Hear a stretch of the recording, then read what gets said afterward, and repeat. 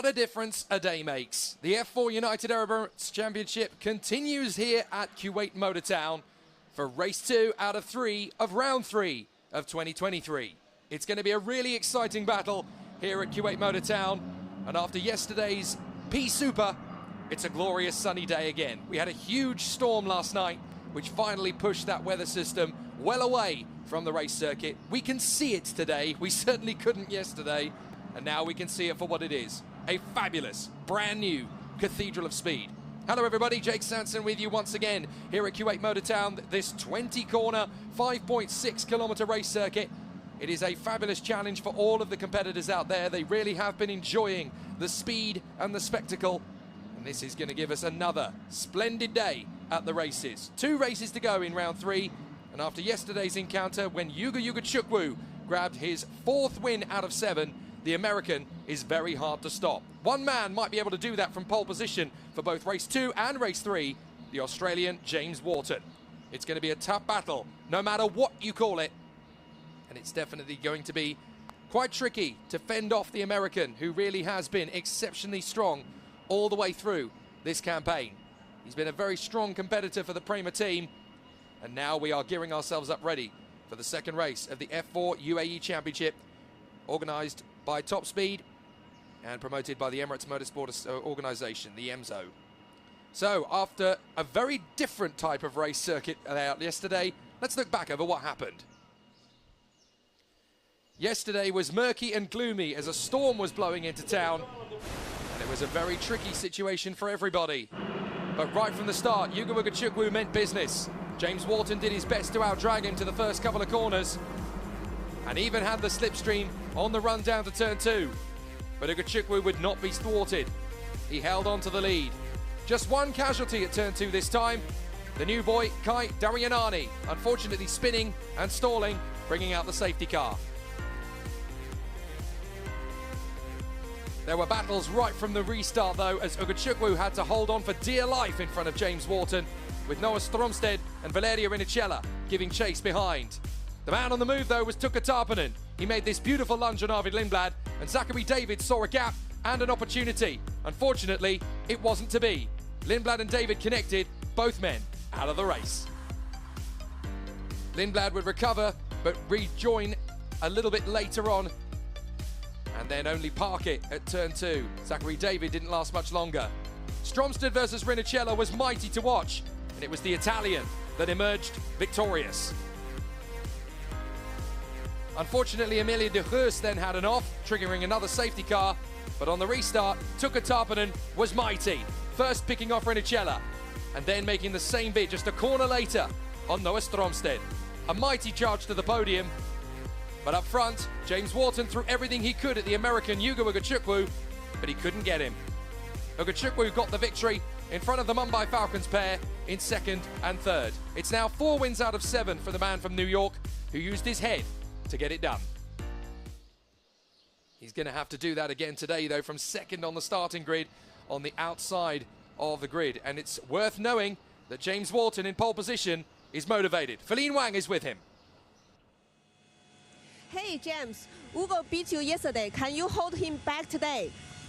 Yeah, definitely. I think if I do my race, get a good start, anything can happen, and just about limiting my mistakes and getting the job done. Have a good race. 那刚刚我问到 James 呢，他昨天呢是跟 Ugo 有非常激烈的一个竞争，但是 Ugo 最后获胜。他今天呢从头位发车，能不能保持一个领先的优势呢？他说到他要做好一个非常好的起步之后呢，来保证自己的领先地位。Back to you guys. Thanks, Feline. And I tell you what, James Wharton really does need to get one over on Yuga Chukwu in this race. This one marks the halfway point in the campaign, and he is currently at a deficit to Yuga Chukwu to the grand tune of 42 points. He really needs to bounce back, but this man has no pressure going into this race whatsoever. He can make a mistake, he can get it wrong, he can score no points, and he'll still have a decent lead whether James Wharton wins the race or not. The American is in prime position here, 42 points clear with 4 wins out of 7, and he's the man giving chase in both of today's races, exactly where he wants to be. Rinicella is going to be there with Keanu El-Azari up at the sharp end. The fastest laps from yesterday, meaning that we've got some very interesting grid positions going into race 2. It's definitely going to be an intriguing battle from the off, because obviously in the F4 UAE Championship, the starting grid for this race is based on the fastest laps from yesterday. So Wharton, Yugachukwu and Tarpanen is the top 3. In 4th position, would you believe, is Alexander Bolduev, who had a problem in the initial start and then decided to pit and put fresh tyres on, and he's now 4th on the grid. So Bolduev could spring a really interesting surprise here from 4th on the starting position. Valentin Klus and Will McIntyre are on the 3rd row. There is Arvid Lindblad, who has to start right from the back of the field, having had a miserable day yesterday. And he will be there right on the tail end, so he's got to charge his way forward. This is not an easy situation at all for Arvid Lindblad to deal with. But Valentin Klus and Will McIntyre on the 3rd row of the grid. The 4th row of the grid sees the Australian Noah Lyle alongside Bianca Bustamante, 2 drivers who really put in some great laps yesterday and are able to get themselves up into the top 10. Valerio Venicello is 9th and Keanu Alazadi is 10th. There is Alex Bolduev. Unfamiliar territory for him today. 4th position, right up at the hunt. So this is going to be a tricky position for him to start from, but he gets to give chase on the run to turn 2. So this could be a brilliant opportunity for the XL Motorsport driver. There is Valentin Klus, one of the shining stars of 2023 for me. The PHM driver has always been there on the verge of greatness. He could get a victory before the end of this year. He has all the potential, all the ingredients. He just needs it to come together in the oven. There is Will McIntyre, another driver who's made good strides through this 2023 campaign, using the F4 UAE Championship to prepare for his upcoming British campaign. Love the banter these drivers get to have with their mechanics and their engineers over time. And Will McIntyre is one of the friendliest Scotsmen you're ever going to see in motor racing. Yes, mate, you're on telly. Will's a fabulous character. He really loves his motorsport, full of beans and full of energy. He's a real star for the future. Watch out for him. Noah Lyle and Bianca Bustamante get to be on the 4th row, as we mentioned. Vinicello and Alazadi. Then Hamda Al-Kubaisi and Jesse Carrasquedo on the 6th row, ahead of Sebastian Murray, another driver making big strides up the grid in terms of his race lap times. And then Hyu Yamakoshi alongside him. There's some big names down the field, though. After a very tricky day at the office yesterday, we've got some big names down the order. Arvid Lindblad, Zachary David, James Pazik, all towards the tail end, having to try and make up some progress. Even the likes of Nicola Lacorte, Teo Fianal, Federico Rifai and Dion Gauda did not have a good day at the office yesterday, so they've also got to charge their way through. Rounding out the top 20, 2 men that could have a very interesting day here. Jack Beaton from Australia, and beside him is Akshay Bora, who actually drove his way to 12th position yesterday, despite having the mother of all fevers. He was very unwell indeed during the day yesterday. He actually lost 3 kilograms from Monday to Tuesday. It was that bad.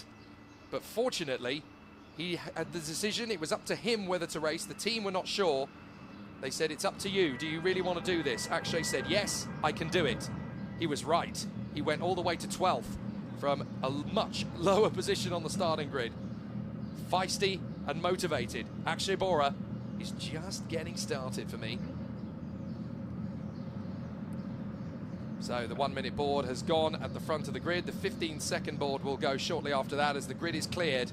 There's a lot of drivers out of position, a lot of drivers in the top 10 getting an opportunity to run for the victory for the first time. Bolduev, McIntyre, Bustamante, Alazadi.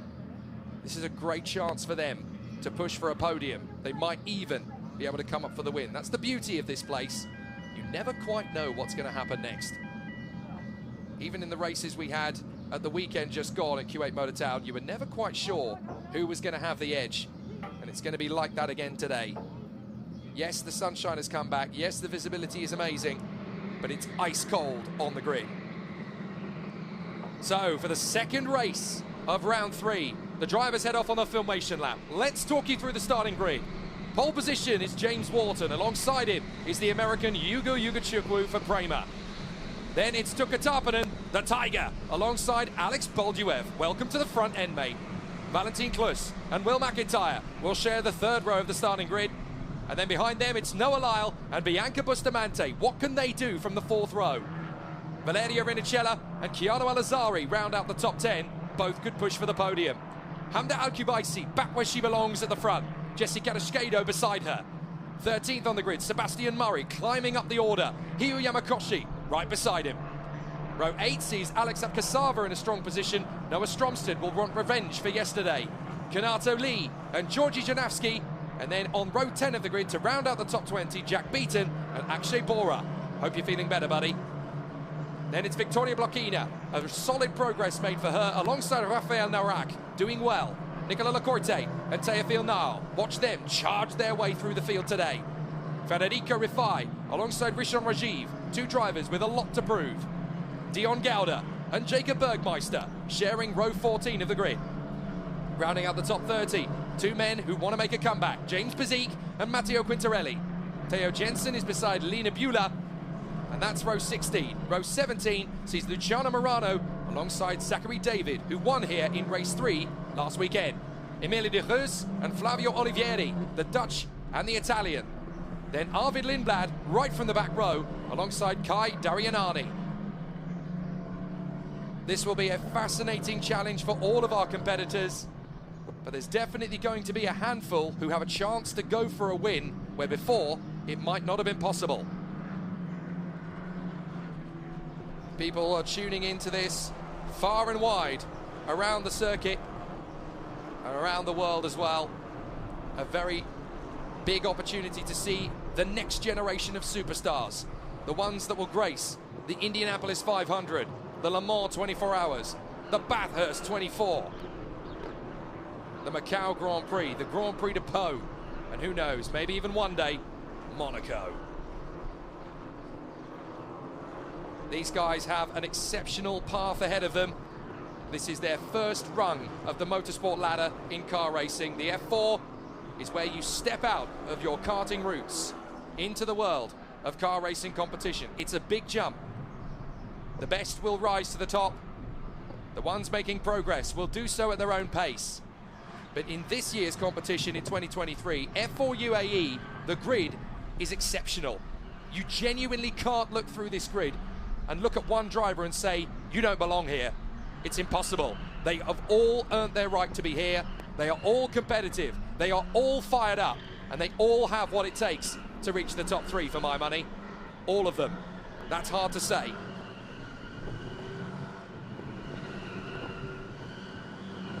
So the competitors are racing for an exceptional battle. Through to the front row of the grid. James Wharton in pole position. Hoping to get this charge forward from the front, but Yuga Wagachukwu is going to be right there. High-Tech really hoping for a solid race today. They've had their moments over the season, but they've never really had the dominant force that they've wanted to be. Arvid Lindblad has picked up a win. He won in race 3 at Dubai, and he's rather itching to get back there by the look of things. Must be tough for him going off the back row, but watch him go through the field like scissors through wet newspaper. The drivers make their way to the final positions on the grid for race 2, round 3 of the Formula 4 United Arab Emirates Championship 2023 here at Kuwait Motor Town, the latest cathedral of speed in the Middle East. And what an amazing facility it is. The cars are in position. We're ready for the start. The green flag is flying at the back of the grid, and we are ready to race for the second time out of 3. This week, round 3, race 2 is almost underway. Let's race at Kuwait. A brilliant start from James Wharton. Tarpanen looks like he's got a good one. A good start from Bolduev. Bolduev's going to draw level. Bolduev will go side by side with Tarpanen. Wagachukwu holding on to second for the moment. Everybody else cleanly through turn 1. A bit of a sluggish start, I'm afraid, for the 33. That is not gone well at all for Georgi Janavsky. But down the straight, Wharton's got a good lead. Tarpanen's going to go with him. Wagachukwu is going to have to be crowded out on the far side. Can Tarpanen get through on the inside at turn 2? Wagachukwu holds it round the outside. And that's good enough for P2 for the American. Good work from Wagachukwu. The XL twins are going strong at the front. That's Alex Bolduev and Noah Lyle. And Rinicella trying to come through. Several drivers hopping over the chicane. And there's someone in trouble right at the back. Yugachukwu going for Wharton. Can't get through there. 2 or 3 wide in the middle of the field further back. And now we can see what happens. That's Kai Daryanani again. What a shame. This week has really been a bit of a write-off for him. But considering he has not done any car racing really at all before this season, he has jumped in from the world of sim racing. He was only 0.3 of a second off the pace of Dan Wells, of all people, on iRacing, and that was enough to alert Dan to the potential of Kai Daryanani. We got cars in trouble. Cars in trouble. Looks like Akshay Bora's got damage at the back, and so too has one of the R2 race Cavicels. I think that might be Lena Beulah. So problems on the first lap already for several competitors. Bora has dropped back. How has Victoria Blokina got on? It's Blokina in trouble, and we've got safety car. Safety car on track. So let's see what happened to Daryanani. Down at the back of the field, he's trying to make his way through. Look in the middle of the corkscrew. Cars going all over the place. But Daryanani has got to break down. I think that's problems with the car rather than problems with him or another incident. So Daryanani pulling to a close and just pulling off. Kai Daryanani, bitter frustration. You really have to feel for him. He's a real talent. And this is just not giving him what he deserves at the moment. And I don't care what anybody says. If you can go 0.3 of a second off the pace of a Asian Le Mans Series megastar like Dan Wells, then you are worthy of great talent. So Kai Daryanani, unfortunately out of the race.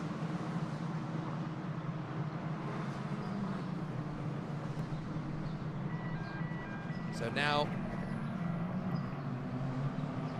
the fantastic competitors as they run through, weaving from side to side, trying to get heat and energy through the tyres and brakes still.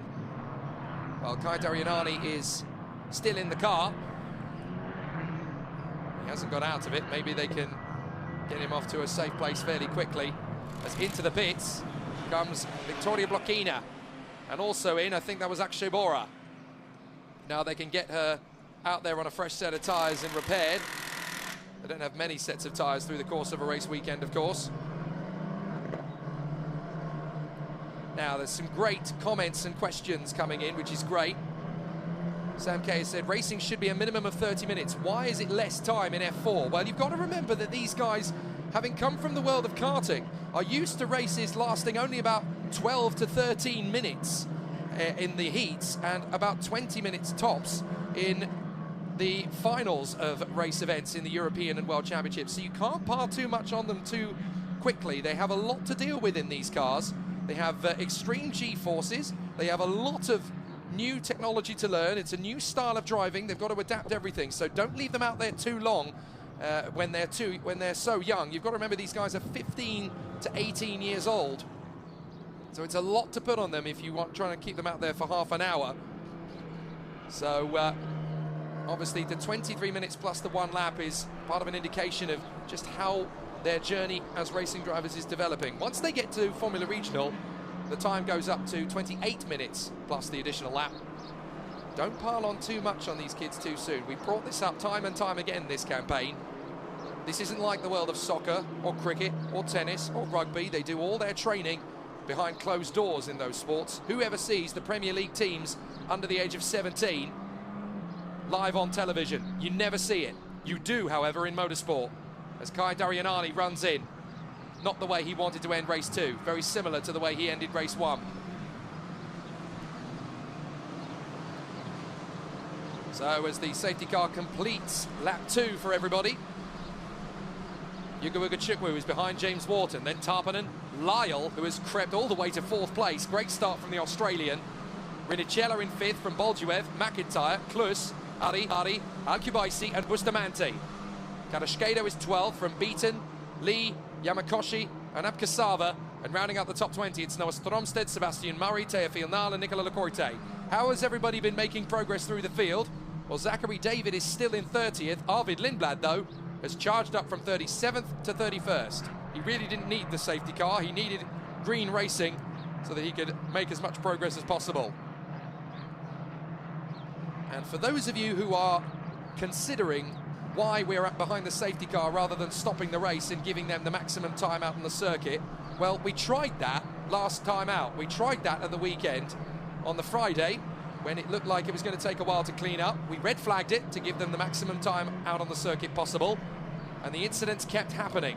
So the officials' attitude now is, well, every time there's an incident, we'll put the safety car out, we'll reduce your racing time, and you'll learn. You'll learn not to make these mistakes, which is a fair enough reason to go about it. It's a fair enough stance to take.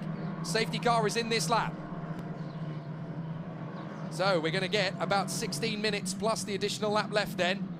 And now it's all down to the Australian in the lead, James Wharton, to hold the field at bay. Careful, guys, careful. Goodness me, they're having to get on the brakes quite heavy there because they know the race is going to be backed up now. You've got to be alert. You don't want to chastise these kids too early in their careers. They are only 15 years of age when they get into these cars.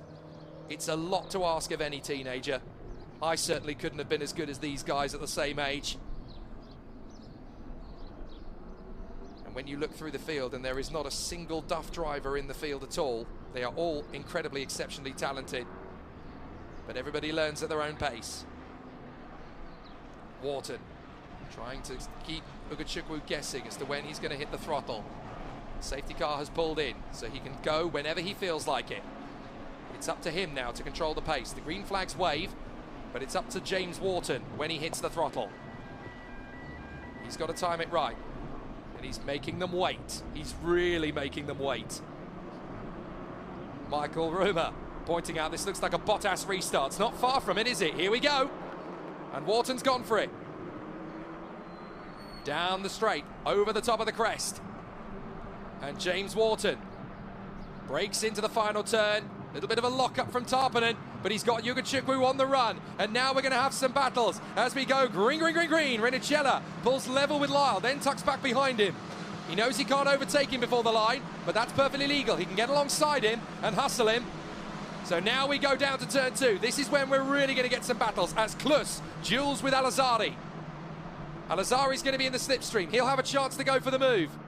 And now Wharton's got all kinds of pressure from Ugachukwu. Ugachukwu trying to come the long way round. Lyle has got the inside from Renicella. Ugachukwu going the long way round on Wharton. Tarpanen trying to tuck in and take on the American.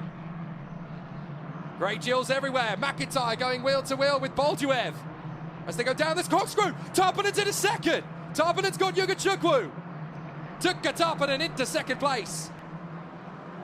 Little bit of a drift off the road there from one of the RHGPs, and it looked like the road in Carlin going off the road there of Dion Gowder as well. But now Tarpanen is into second place. He can take on his teammate James Wharton. And Tarpanen really wants to win his first race. He's seen his good friend from karting, Andrea Kimi Antonelli, finally pick up his first win yesterday in Formula Regional. Now he wants to win his first F4 race. And don't forget, this is only Tuka Tarpanen's 8th race in cars. He really wants to get his first win. He's got a great following back home in Finland. And they really want to see Tuka the Tiger on the top step of the podium. But James Wharton really needs to take some points out of Yuga Ugachukwu's advantage. And having Tarpanen between him and the American is actually really beneficial. If Wharton wins and Ugachukwu is third, he manages to slice that gap by 10 points. So it's really important for Wharton to keep Tarpanen between himself and Ugachukwu. And here's Renicella going for the bold move on Noah Lyle. Oh, excelente, into 4th position. Now Ugachukwu is going to try and take on Tarpanen again. Across the line. Tarpanen second, Ugachukwu third from Renicella and Lyle. Drivers, oh, problems in the final bend. Cars all over the road. A big incident. Several cars spinning. That's Rishon Rajiv who's gone around. So too in there is the 18. So that is the Santalock that's gone around of Luciano Morano. But now Tarpanen's having to defend big time from Ugachukwu. And off on the middle of the straight. Oh, contact. 2 RHGP cars going off.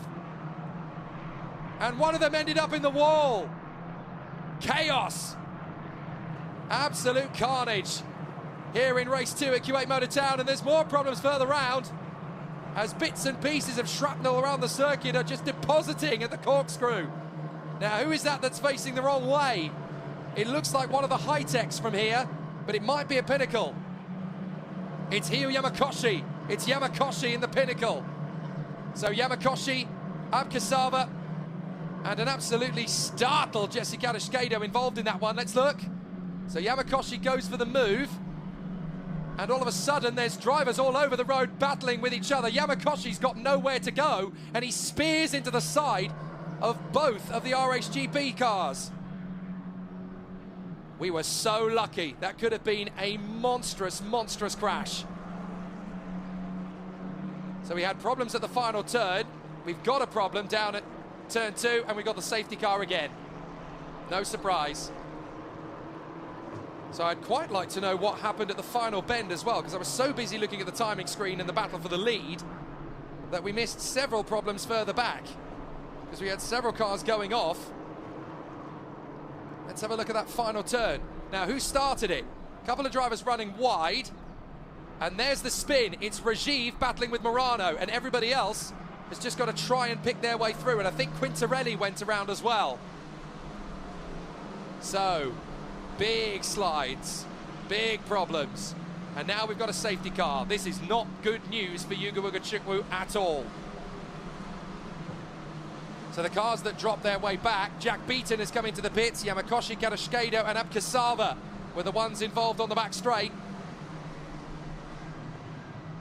Absolute chaos. Now look, the safety car is all the way over to the left and gesturing to the drivers. What are you doing on that side of the road? The incident is there. Come to the inside line. Well, thank goodness Hio Yamakoshi is okay. That is a scary incident when you are accelerating flat on the throttle, and there were 3 drivers battling in front of him. They're all jockeying for position, and Yamakoshi, bless him, was already making an overtake. So he had nowhere to go but into the wall, and that spat him off. So into the pits comes Abkasava. It's all hectic down at RHGP, and for all the wrong reasons.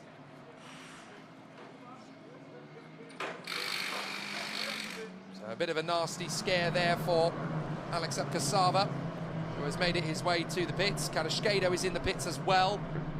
Yamakoshi and Daryanani are out of the race. Now, interesting. Car 18 and car 31, turn 4, lap 1, under investigation for overtaking beyond track limits. That is 18 and 31, so that is Akshay Bora in the 31 car. And the 18, well, that is Luciano Morano. So those 2 drivers are now under investigation. Jesse Kadashkado leaves the pits. What a disaster for the Mexican. And look at all the stones that are flying out of the car now that he gets it back up to speed. He went way off there on the run to turn 2, didn't he? You've got a feel for Kadashkado, Abkasava and Yamakoshi. All 3 of them completely blameless in that incident. One of those racing incidents that you just can't get out of. Yamakoshi squeezed on the back straight. I'd like to have another look at it, actually, because there were 4 cars battling for position, and it was pretty scary stuff. So it would be good while we're under safety car to have one more look at that, because Yamakoshi really was blameless. I don't want anyone going around thinking that these drivers, they don't know what they're doing because they're getting into incidents. Well, you only have a split second to react in some of these moments. Don't be too hard on these guys too soon in their career, please.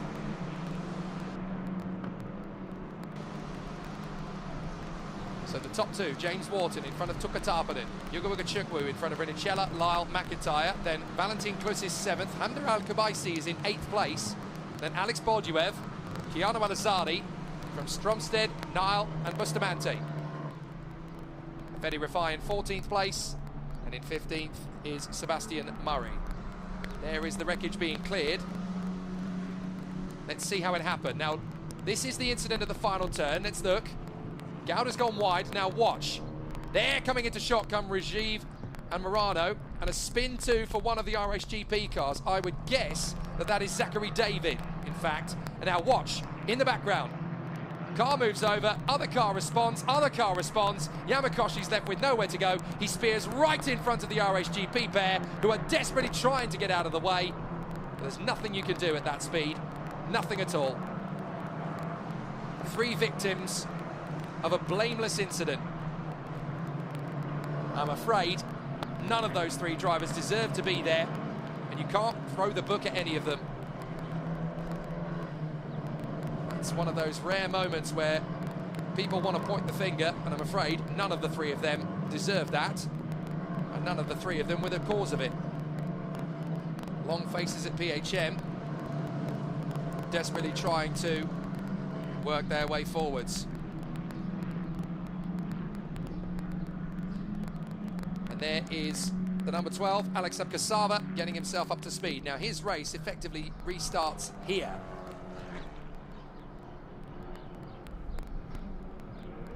So let's see how it all continues on the restart. It's not going to happen just yet because the safety car is still out on track with lights ablaze. And that's because the Bobcat is still getting back to its original reset position, having recovered Hiroo Yamakoshi's car.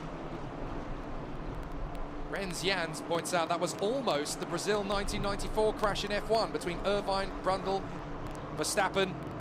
It's a very good point, actually. It was very similar to that.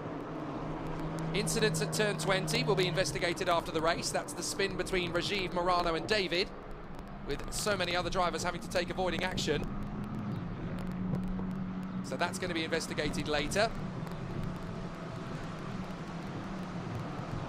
So let's see how it all goes on the restart. I have a feeling that the incident down the drag strip straight is also going to be investigated after the race. Indeed, it's just come up on the screen. Incidents before turn 2, lap 5, will be investigated after the race. We're now on lap 8, and I think this is the race lap where we're going to get a restart. Because as you can see, it looks as though all the hard work has been done. Wharton in front of Tarpanen, Yugachukwu, Rinicella and Lyle. Then McIntyre, Klus, Al-Kubaisi, Bolduev and Al-Azadi in the top 10. Still some good chances of decent points here for McIntyre, for Bolduev and for Al-Azadi. Al-Kubaisi is finally back in the top 10 where she belongs. She's had a really miserable first 2 weekends. I say that because last year she was winning races when she was with the Prema team. She dominated at Yas Marina in one of the races. She found out she'd got a penalty and went, right, I'm going to pull away as fast as I possibly can, and got a lead up of 10 seconds, would you believe? Which is just as well, because she had 2 penalties to take. I think she won the race by 10.7 seconds, so only ended up winning the race by 7/10 of a second. Look how close to the safety car Wharton's going. He wants this race to get restarted, that's the thing. He wants to restart. And is this going to be the lap when it happens? Yes, it is. Safety car in at the end of this lap. So the cars are trying to catch up to the tail end of the field. You've got to be so careful to react to these kind of things. But now Wharton has backed up the pack once again. The safety car is going around, leaving them to it. So this is now all on Wharton again. And now he's got a little bit of a safety buffer with Tuka Tarpanen there in second. The Yazheat Racing team have got a double points finish potential here for Hamda Al-Kubaisi and Keanu Al-Azadi. They are one of the home teams in the F4 UAE Championship. And now Wharton's gone for it. Wharton's gone for it. So now he needs to step on it. And this is a fairy tale result for the moment for Wharton. He really could do with this. Well, ultimately, we'd do with staying where he is and Ugachukwu falling out of the points. But that isn't likely. Ugachukwu's been steady and consistent throughout this season. James Wharton going for win number 2 over the course of a very intense season. And here we go, out of the final turn, and we are green, green, green, green. We're racing again at Kuwait Motor Town, 3 minutes to go. So the F4 UAE drivers really want to put on a bit of a show as they run down to turn 2. Look at Lindblad really starting to get his elbows out. He wants to charge forward. Lindblad making up a couple of places. So as they come down towards turn 2, Wharton is trying to shake off Tarpanen. Tarpanen's got Ugachukwu behind him. Tarpanen threatening for a move, and so too is Lyle behind Rinicella. Big lock-up for Noah Lyle. Klus is going to go side by side with McIntyre. No problems there. So it's 1 and 2 for the Mumbai Falcons as they drop down the corkscrew. Ugachukwu getting racy. Tarpanen twitches on the curbs. And off the road goes one of the BHMs. That is the 75 of Noah Stromstead. He rejoins in front of Teofil Nile. Working the tyres. You've got to be very careful not to lock up. Some good battles all the way round. But Wharton still hangs on here in front of Tarpanen and Ugachukwu. Through they come. The two Ferrari Young Gun juniors, James Wharton and Tuka Tarpanen, are 1 and 2. Yugo Ugachukwu in third place, who was part of the McLaren F1 junior program, in third place. Then Renicella, then Lyle, McIntyre, Klus, Al-Kubaisi, Bolduev and Al-Azadi. No changes to the top 10 so far. You've got to pace yourself here. Actually, I think there has been a change. I think Al-Kubaisi has now got Al-Azadi right behind, and there's the move. Up on the inside from Stromstead. Stromstead going for the move on Alex Bolduev. So Stromstead is trying to get himself into the points here. Working hard to get some points home. Stromstead in front, and here comes Teofil now, the Frenchman, who's had a very unfortunate start to this week. But look, Stromstead is trying to fend off. Big lockup up the inside from Bolduev, and they drift wide. And that's enough for Nile to get through. And it's also enough for Bianca Bustamante to get through as well. 1 place away from the points. Drivers really taking some risks. We've got 2 laps to go by my maths, as Bustamante holds on in front of Bolduev and Stromstead. Stromstead's going to try again. And now Tarpanen's going for the move on Wharton. Oh, they nearly bang wheels. Tarpanen is absolutely relentless. Tuka Tarpanen takes the lead. But Wharton's going to try and come back at him. Can he get through? Careful, boys. Tarpanen's going to drift out wide. Wharton's going to have a chance on the switcheroo. Ugachukwu is going to be on them like a lead brick. And Rinicella's caught them now as well. 4 drivers gunning for the victory. Tarpanen takes the lead. Oh my goodness. Now that was brave from Tuka Tarpanen. They almost rubbed wheels, and that is Akshay Bora. Now Akshay Bora should be able to get that started, but he's got a puncture by the look of it. He's got a left rear puncture. So Akshay Bora can get that going again. I don't think we'll have a safety car, but what we are going to have is Akshay Bora not scoring points this time.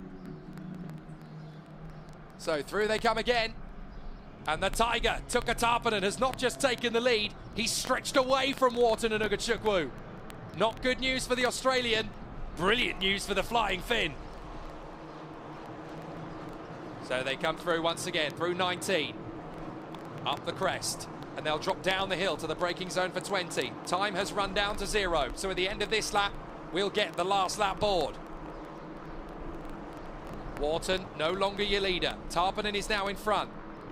And this is finally going to be Tuka Tarpanen's chance to take a first win in F4 UAE. He's got 1 lap to go, and he knows he's got the best chance he's ever going to get. Tuka Tarpanen leads into the last lap. Wharton in second. Third is Ugachukwu. This is the moment where Finland can now declare their next big superstar. Whoa, in the background. Lyle dueling with Valentin Klus, and Klus gets through. Lyle very nearly loses the back of the car completely. And now Ugachukwu trying to go the long way round Wharton. Wharton being as respectful as he dares, but Ugachukwu runs off the road, and he's got in a second. Now that could get investigated. So Ugachukwu wobbling over the curbs, and Wharton's going to get through anyway. Wharton's getting through regardless. Diving on the inside, and Rinicella's trying to stick his nose in. Brilliant racing. Rinicella round the outside of Ugachukwu. Oh, brilliant. The Italian has knocked him off the podium. Rinicella pulls off a stunning move at the hairpin. 3rd position for the Italian. That was magic. And look at Ugachukwu, the car is completely unsettled. He's feeling the pressure for the first time really this season. Ugachukwu makes the mistake and drops to 4th. It's going to be Tarpanen, Wharton and Rinicella on the podium. Brilliant racing from Valerio Rinicella. Tough defensive tactics from James Wharton, but the man up front is a cut to come of age. Ever since Angeville 2019 in the European Karting Championships, we knew this boy was special. We knew he was going to be world class. He won the World Junior Championship a year later. He won the World Senior Championship the year after that. And here he is in 2023, coming of age. Tukka the Tiger, Tukka Tarpanen wins in Kuwait. There at last, and he is ecstatic. Too right, Tukka Tarpanen, welcome to the winner's circle. Great racing all the way through the field. Lindblad did his best, but he can only make it back to P17. P16 at the line, in fact. But Tukka Tarpanen makes his mark. James Wharton overtook his teammate fairly quickly. I don't think he'll be too happy with the way he lost the win. But Tukka Tarpanen, that, ladies and gentlemen, is the first of many. I promise you that. Remember where you were. Tukka Tarpanen came to victory. And he utterly, utterly deserves it. He has grown so far in such a short space of time. From a quiet, shy kid in the world of karting, all the way up through the ladder. And what an incredible legacy he is starting to build.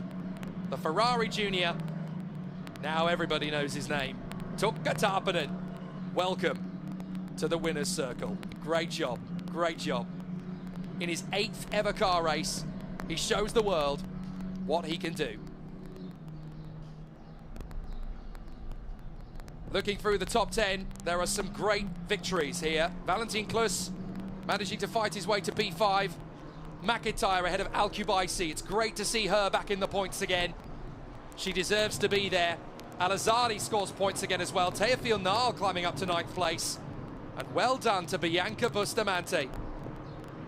Her first point of the 2023 campaign, and it's richly deserved. 10th out of 38 of the world's best racers. And let's not underrate that achievement. Bianca Bustamante is not like a lot of the other drivers here. Most of these competitors have been racing each other in international karting for 3 or 4 years now. Bianca didn't go into international karting. She stayed in Asia for the entirety of her junior ladder. Has never really met these drivers before and is up against the world's best. A charge to 10th position is not to be sniffed at all. But ladies and gentlemen, witness the birth of a dynasty.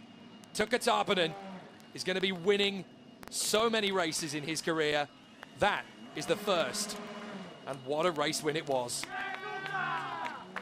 Yes, Tukka. Yes, my friend. What a performance. For those who don't watch karting as closely as I do, you are just waking up to just how talented this kid is. But he's been this way for several years now in the world of karts. Now he's doing it in cars as well. Tukka Tarpanen ahead of James Wharton and Valerio Rinicella. What a race, what a podium. Yugo Chukwu, for once, has to settle for 4th. Valentin Klus ahead of Will McIntyre. Great work from the Scot. The Hayas Heat drivers, Hamza Al-Kubaisi and Keanu Al-Azari in the top 10. Teofil Nal and Bianca Bustamante get the final points. Well done, Bianca. Federico Refine 11th from Noah Stromsted. Then Sebastian Murray, his best result of the season, in 13th place. A great run from the Scot. James Pazik ahead of Dion Gauda. Lindblad, Bolduev, Lacorte, Narak, and Flavio Olivieri. Emile de Geus did a great job to fight back to 21st position. Donato Lee in 22nd. Theo Jensen, Jacob Bergmeister, Matteo Quintarelli, and Zach David. Down in the pits, Feline Wang has found the Tiger. Hey, Tukka, congratulations, P1, and brilliant actions. Tell us all these movements you made after the safety car. Yeah, I warmed up my tires really well. I think the tires were much more readier than Ugo and James tires, and I was able to push a bit more in the corners, and that's why I was that close in when we started the lap, second last lap, and then I saw that there was a space on the inside, and I went inside and made a move. Okay, congratulations. Thank you. 那刚刚我问到 Tuka 呢，他是在安全车出动之后呢，下来之后呢，他是如何去取得了领先地位？他说到呢，他是让轮胎的温度保持了一个非常好的温度呢，让他呢能比这个 Ugo 和前面的 James 有更好的发挥。最后呢，他拿到了一个机会，看到了前面有个空隙，最后呢拿到了冠军。Back to you guys. Thanks, Feline. The first of many exceptional victories from Tuka Tarpanen, I'm sure. And great to see that was a race where the ladies really worked their way forward. Two of them scoring points. Don't you dare tell me girls can't drive. Let's look back over the best bits from race 2, round 3, here at Kuwait Motor Town. Yuga Chukwu was the man giving chase right from the start.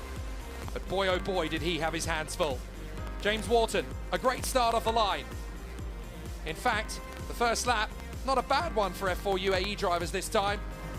But it wasn't without incident. Kai Daryanani, unfortunately having to pull out, as everybody else just tried to keep it on the island. On the restart, it was all about Wharton having to defend from Yuga Chukwu. But somebody else wanted this win even more. Tarpanen had his moment, got through on Yuga Chukwu and set off after his Aussie teammate. There were battles right from the off. Rinicella, once more, kamikaze overtakes with great dexterity. He makes them look easy, but he's a real fighter. There were spins galore for Rajiv, Morano and David. And then this incident, Yamakoshi spearing into the side of the RHGP twins of Abkasava and Kadashkado. Everybody okay, but all out. Then Tarpanen defending valiantly from Yuga Chukwu. The American making his bid around the outside to get past Wharton as Tarpanen disappeared into the distance. Wharton had to fight back, got into second, and then Rinicella stole the final step of the podium with a mega move. But up in front, this race was only ever going to go one way, the way of the Tiger. Tuka Tarpanen takes his first win in F4, and it's definitely going to be the first of many in his motorsport career. The Flying Finn is here to stay, and now he's a winner. What a great performance from Tuka Tarpanen. Definitely following in the wheel tracks of the likes of Keke Rosberg, Mika Hakkinen and Kimi Räikkönen. Tuka Tarpanen is the next Flying Finn in international competition. Ferrari thinks so too. That's why they've taken him on into their junior academy. And what a sensational battle it is going to be for him to climb the ladder. But he's got a few years to do it. He can do it at his own speed and his own pace. Everyone now knows just how good he's going to be. For me, though, the overtake of the race is not actually from Tarpanen. It's the man in third position, Valerio Rinicella, who makes his way to the podium after a stunning move. Third place. He's still in this hunt for the title. Don't count him out yet. James Wharton, second place, but crucially, ahead of Yuga Chukwu. He's catching him. That's the key factor here. But Tuka Tarpanen, Finland's next great racing legend. He's written all the seeds and all of the right things to do in his junior career to work his way to this point. He's just going to keep on climbing. Rinicella and Wharton take solid podium finishes, but Tuka, at last, he's done it. And not only does he take the winner's trophy, he takes the rookie winner's trophy as well. A solid performance from Tuka Tarpanen. That will be a huge weight of expectation off his back. Now he's a winner. No more pressure. Head down and go for it. Well done, Tuka. So, Yuga Chukwu off the podium, which is a very unusual sight in 2023 in F4 UAE. Tarpanen's a winner. Wharton is catching up with the championship leader, and Rinicella is still in this fight. There's one race to go this afternoon, and Tuka Tarpanen could well just open the floodgates and keep on winning. I'm Jake Sanson. Thank you very much for being with me. We've got one more race to come from F4 UAE this afternoon. Join us then.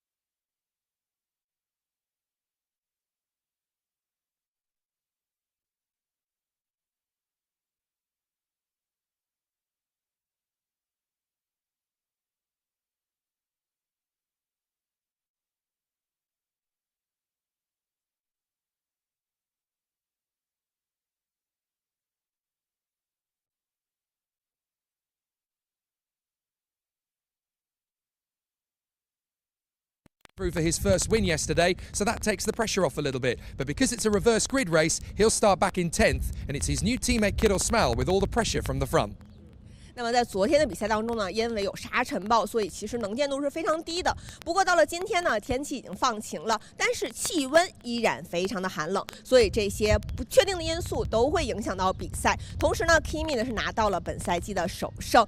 那么不过呢，今天因为是倒序发车的原因，他从第10位起步。那么他会有怎么样的表现呢？在今天的比赛开始之前，先让我们回顾一下昨天比赛的精彩集锦。 Well, it was quite hard to make out any highlights from yesterday's foggy race, but let's look back over how Antonelli got his win. It couldn't have been a tougher situation for the drivers with the sun going down and already blocked by clouds, fog and mist. Somehow we got a race going and it was a fabulous run. The Hyderabad Blackbirds by MP Motorsport Trio had the race in their hands. Unfortunately, they hit self-destruct as first Dirksen and Megatuniv ended up tagging each other. Dirksen spinning around, Megatuniv dropping down the order. There were problems further round as Dan Mavlyutov ended up spinning for High-Tech. But as the race continued, Taylor Barnard was the man charging his way through, making a real bid to go for the podium. First Megatuniv and then Flusha. But the man on the move was Andrea Kimi Antonelli. He sized up Marty Boyer and went for a bold overtake around the outside. He didn't even need to wait to the braking zone. He'd already got him. A fabulous run for the Mercedes Junior in front of the Spanish charge. Safety car came out for Ayato Iwasaki, and then Boyer tried again, doing everything possible to get past Kimi Antonelli. The Italian really had to work for it. Marty Boyer actually taking back the lead for a few meters, but the Italian stallion was never going to be denied. There was a great charge through too from Rafael Camara. He worked his way up to second place, the Brazilian scoring high. But Antonelli finally getting his first win of the season as the championship leader extends his advantage up front. Will this be the first of many? And more importantly, how can he hold on to the lead? There wasn't really a dry eye in the house yesterday, but what a fantastic battle it was for Andrea Kimi Antonelli to come through and win his first Formula Regional race. Quite baffling considering that at race 7 he had led the championship pretty much since Dubai. It had been fantastic to see how he has progressed over the course of the year, and we are very excited to see what he's getting on. But it's his teammate Kiddo Smal from the front of the grid with Feline. So Kiro, pole position in your second ever race in this car. How much pressure are you having now at the front? I mean, yeah, it's always a little bit of a pressure, but I feel pretty confident from where I am now. It's a nice view from the pole here, so I just hope I'm going to stay here until the end of the race, and we see how it goes. Okay. Good luck with the race. Yeah. 那刚刚我问到 Kiro 呢，因为咱们是倒序发车，所以他是在上一场拿到第10，现在从头位发车。他说到，哎，这个在这个位置呢，风景是非常好的，他也希望呢能一直保持领先的位置，一直到结束。Back to you guys. Thanks, Feline. Good to hear from Kiddo Smal, who's clearly feeling a little bit of the pressure from pole position. Not an easy situation to be in when it's your second ever race in this car. How new is he to Formula Regional? Well, back in Dubai a couple of weeks ago, he was in an F4 car. That shows you how up to speed Kiddo Smal is having to get at the sharp end of the field. And alongside him is the man who should have won race 2 a few days ago, Joshua Dufek. He certainly won it on the road and drove phenomenally to make it happen. But a technical infringement ended up excluding him from the race after the checkered flag had fallen. And Josh Dufek now knows he can win. So now he's got to go out there and do it again. And from second on the grid, he's got a great chance of doing it. There is the championship leader and the newest winner in Formula Regional Middle East, Andrea Kimi Antonelli. But he starts 10th today alongside his teammate Rafael Camara. Why? Because the finishing results of race 1 set the grid for race 2 with the top 10 positions reversed. So Antonelli goes off P10 for this one. But the pressure is off to a certain extent. He has a very strong lead in the championship fight, so he doesn't really have to panic too much about this one. Aidan Neat, though, this is a golden opportunity. Third on the starting grid, and he really could make this happen. So the British driver hoping to make these GT tyres work for the entirety of the race. How tough is it to handle these tyres over the course of a weekend? Let's find out.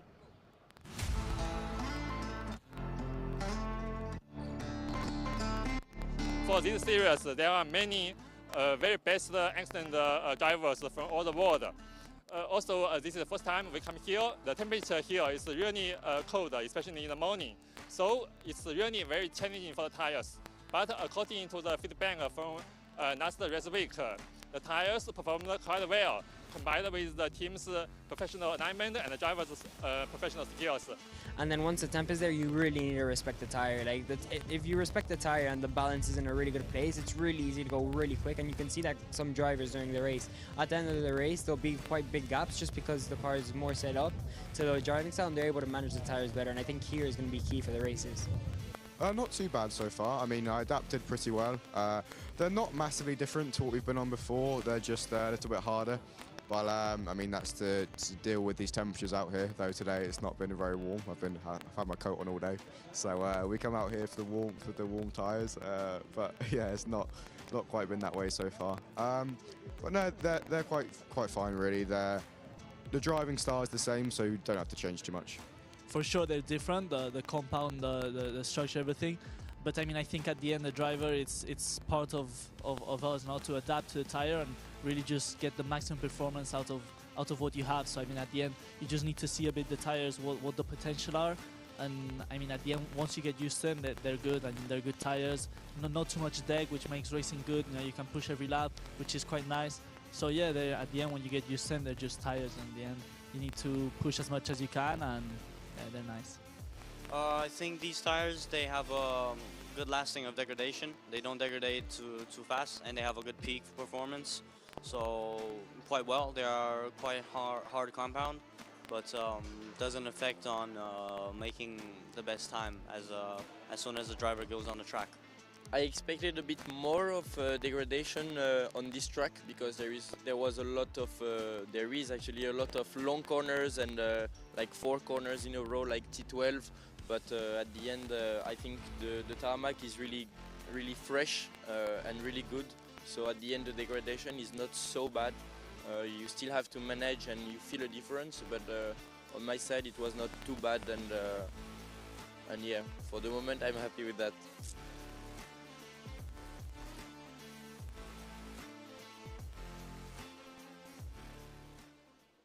Big thanks to Mark Jumin of the GT Tyres company based out in Singapore.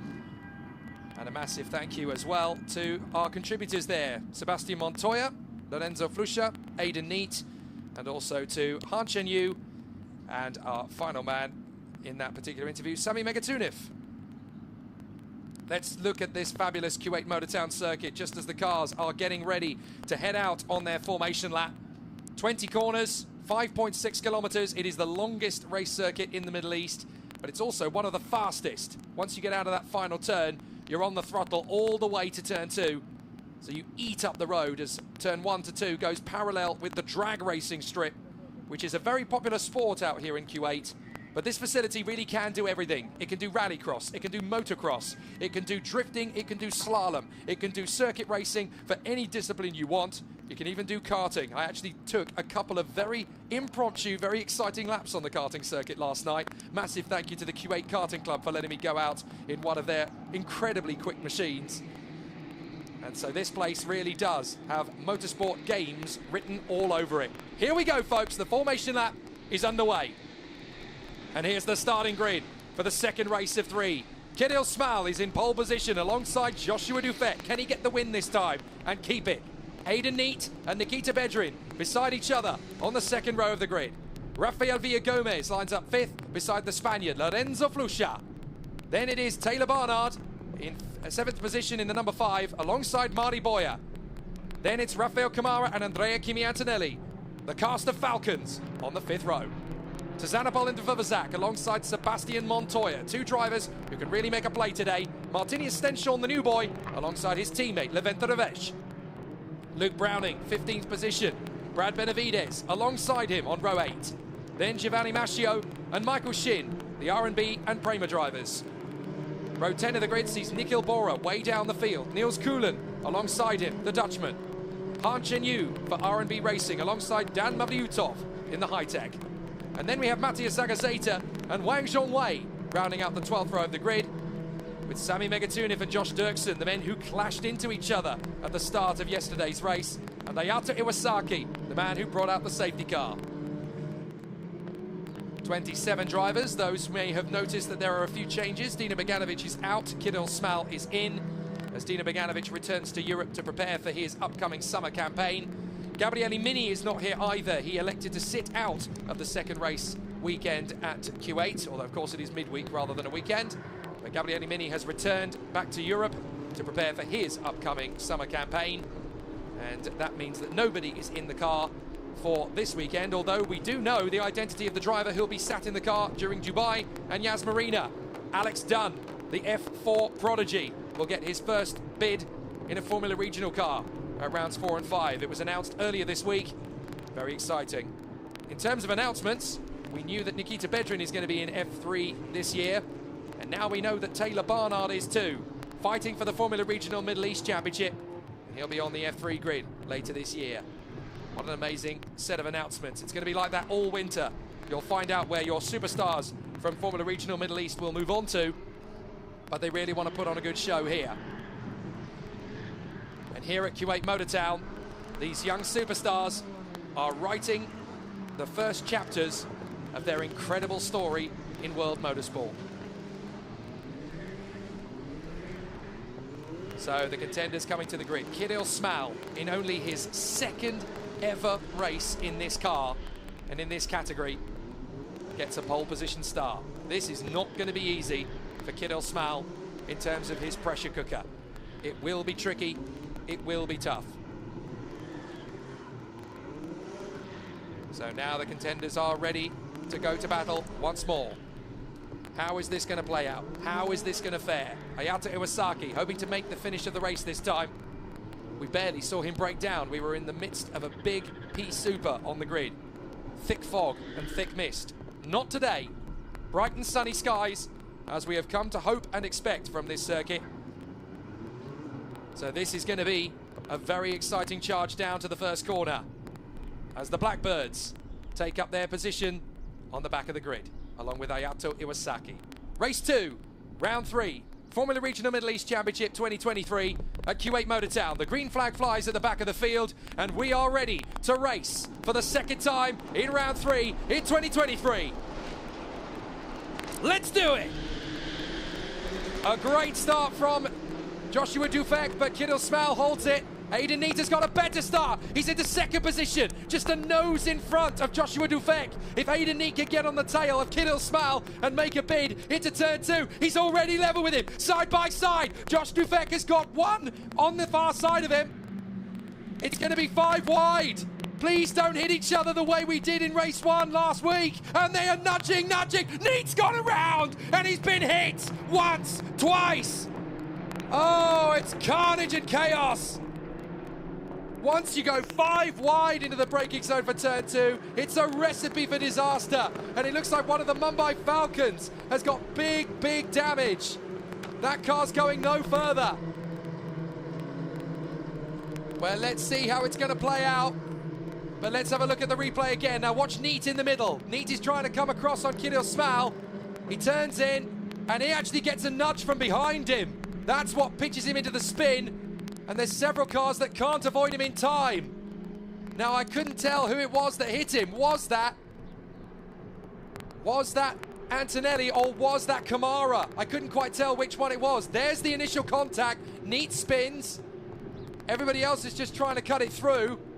But I didn't see which of the Mumbai Falcons it is that's in damage. It's Kamara.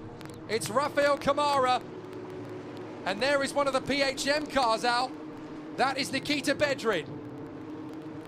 So Bedrin is out, so too is Kamara, and we're under safety car, I do believe. Yes, indeed we are. Well, that is not exactly a massive surprise when you've got 5 cars going down into one bit of road. Everyone was so determined on the opening lap. Unfortunately, hunger got the better of common sense on that one. So your race leader is still Kirill Smal. But it's Taylor Barnard who's now in second. He wants another win. Josh Dufek is at third. Villa Gomez is fourth from Boya, Flusha, Indra Fuvazak, Montoya and Antonelli. Antonelli had to take avoiding action. He very nearly got caught up in the contact between Neat and Kamara. But Aidan Neat is out. Bedrin is out. Kamara is out. Mavlyutov appears to be out as well. Aidan Neat is in the pits. And you've got to feel for the British driver. He had a real chance to go for the win in this one. But I think there was just the slightest touch to pitch him around. So Aidan Neat will be bitterly frustrated. I could have won this one. He will know it. And I think he had a great chance to. If he'd have just got a little bit wider around the corner than Kiddo Smal, I think he would have taken the lead here. So bitterly frustrated Aidan Neat now needs to make up for lost time. But that's very unlucky indeed for the British driver. Could easily have led out of turn 2. Now he's dead last. The racing gods giveth and the racing gods taketh away. His best chance to win, washed in smoke. So there is Bedrin's car, stationary and battered and bruised on the inside of turn 2. Lots of debris to clear up. The marshals and officials are doing their best to get this going again. And there is a very damaged Rafael Kamara. How on earth did he get that back to the pits? That's baffling how Rafael Kamara, he's got the same genes as Gilles Villeneuve, clearly. Oh, Rafael Kamara, just explaining, I couldn't do anything about it. There was nowhere to go. He just slewed into my right front. No points, no podiums for Kamara in race 2. What a shame for the Brazilian. Now, Kiddo Smal is leading from Taylor Barnard and Joshua Dufek. Then Rafael Villa-Gomez, then Mari Boya, Flusha, Interfuvazak, Montoya, Antonelli and Benavides. Those are the point scorers at the moment. Then it is Martinius Stenshorn in 11th place, so the Norwegian new boy might actually get a point or two here. Marco Shin, Giovanni Mascio, yesterday's birthday boy Luke Browning in 14th, and then Levente Revej in front of Nikhil Bora, who's already made up about 5 places. Dan Mavlyutov has got going again in 17th place. Then Zagajeta in front of Iwasaki and Megatunith. Then Kulin, Dirksen, Wang, Hahn and Aidan Neat.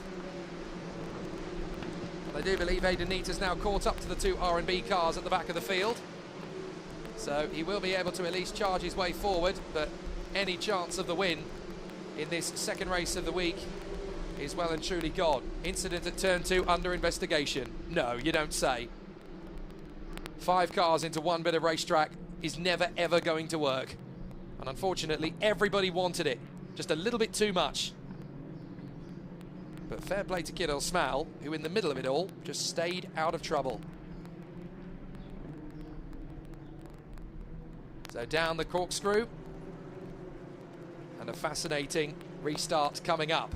But it's going to take a little bit of time because the Bobcat is still there at turn 2, recovering Bedrin's car. So I would say probably this lap and the next one are going to be behind the safety car. There is a bitterly frustrated Rafael Kamara. Yeah, he's not talking to anybody. So, bit of frustration from the Brazilian from Prema. Second position in yesterday's race, finally getting the podium he deserved. But I'm afraid today, it's back to business as usual. Bad luck. If you snapped that car in half, it'd probably be written through the car like Blackpool Rock. Kiddo Smal leading the way under safety car, though, from Taylor Barnard and Josh Dufek. And they're back in the pack up. Are we going racing? We are. Safety car in at the end of this lap, not the next one. The safety car lights went out. Wow. That was a bit of a surprise. So now Kiddo Smal has got to do a restart in Formula Regional from the front. Talk about pressure. And Taylor Barnard, the man in second in the point standings, is right behind him. And where's Antonelli? Down in 9th. Advantage Barnard. Go get him. So Taylor Barnard chasing after Kiddo Smal. Smal has already gone for the throttle. And he's timed it only just right because the safety car's coming in at the final bend now. And there goes Smal over the top of the crest. That was tight, but he's made it work. So they will come through and we will get a restart. Oh, we've got cars running wide. That's not gone well at all for Boya. And on the exit, Flusha nearly hits him. But we are green, green, green, green at Kuwait Motor Town, and Barnard's going for the lead already. Barnard takes the lead. Flusha and Boyer duel for position. They were being very friendly in the paddock yesterday, not so today. Montoya's making the bid on Ninthra Vuvuzak. Barnard's got, that's 3 wide. Barnard, Dufek and Smal. Dufek's going to try and get past both of them. And he's through. Joshua Dufek, the Swiss, gets into the lead. Joshua Dufek leads. Barnard down to 3rd. As Smal fights him off once again. But Joshua Dufek is back in winning mode. He won on the road on Saturday morning. And now he wants to win it properly. Don't you dare take this one away from me. How about this then? Joshua Dufek, that's perfectly legal. He's got 2 on the road, so that won't incur track limits at all. What a move. Joshua Dufek slicing his way past both men into the lead. Stunning. Absolutely stunning. Villagomez is now right in the hunt here as well in 4th position. 5th place is Boyer, 6th is Flusha, 7th is Ninthra Vuvuzak, 8th is Montoya, and 9th is Antonelli. Oh, there's bodywork coming off Flusha's car, and it parts company. Flusha's lost a big bit of bodywork there. Was that a front wing, or was that from the top? That was from the top of his nose cone. Now that's a big problem, because Flusha may well get the meatball flag here, as it's affectionately known. That's the technical infringement flag. Let's have a look again. Look at the front of the car. Whoosh. That's the top of the nose cone, parting company with Lorenzo Flusha's car. Now that could incur a technical flag. They've got to be so careful through that final corner. Everybody's getting it wrong. Montoya is going to lose out to Antonelli here. And further back, that's going to be a move from Stenshorn on Michael Shin. Antonelli sweeps up the inside of Montoya. Does he? Montoya's going round the outside. No, you don't. Sebastian Montoya fighting fit. Now Barnard swept through past Kiddo Smal for 2nd. So Barnard in a 2nd position. Look back. Antonelli still dueling with Montoya. Antonelli's going to commit to the braking zone. And he's through. But on the exit, Montoya's going to try and get back. No, you don't, says Kimi Antonelli. I'm through. And look, Flusha's got a massive section of nose cone missing from the car. Now, is that going to warrant a technical flag or isn't it? I'm not sure.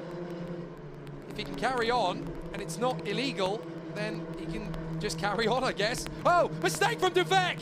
Dufek drifts wide in the lead. That's going to upset his rhythm big time. And here, Kayla Barnard, whoosh, into the lead.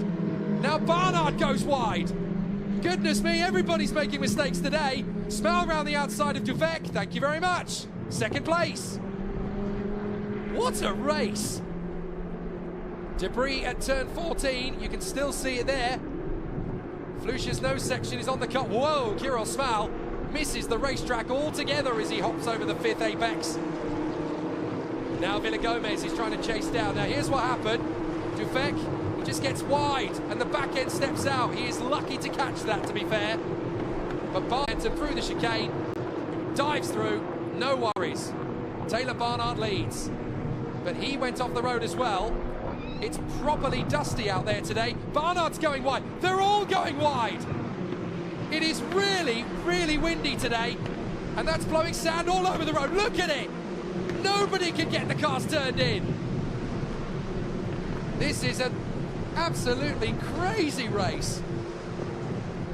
Well, all bets are off now. Neat is already up to 19th, having just got past Josh Dirksen. So he's clearly got a fast car underneath him. As Boyer is now through past Villagomez. So Boyer's through to 4th position. He gets by Villagomez. Flusha is still in P6, despite the fact he's got a missing section of nose cone. Ninthra Vuvuzak is battling with Antonelli. I think Antonelli's got through. Yes, he has. So Antonelli's up to 7th. And Barnard is leading.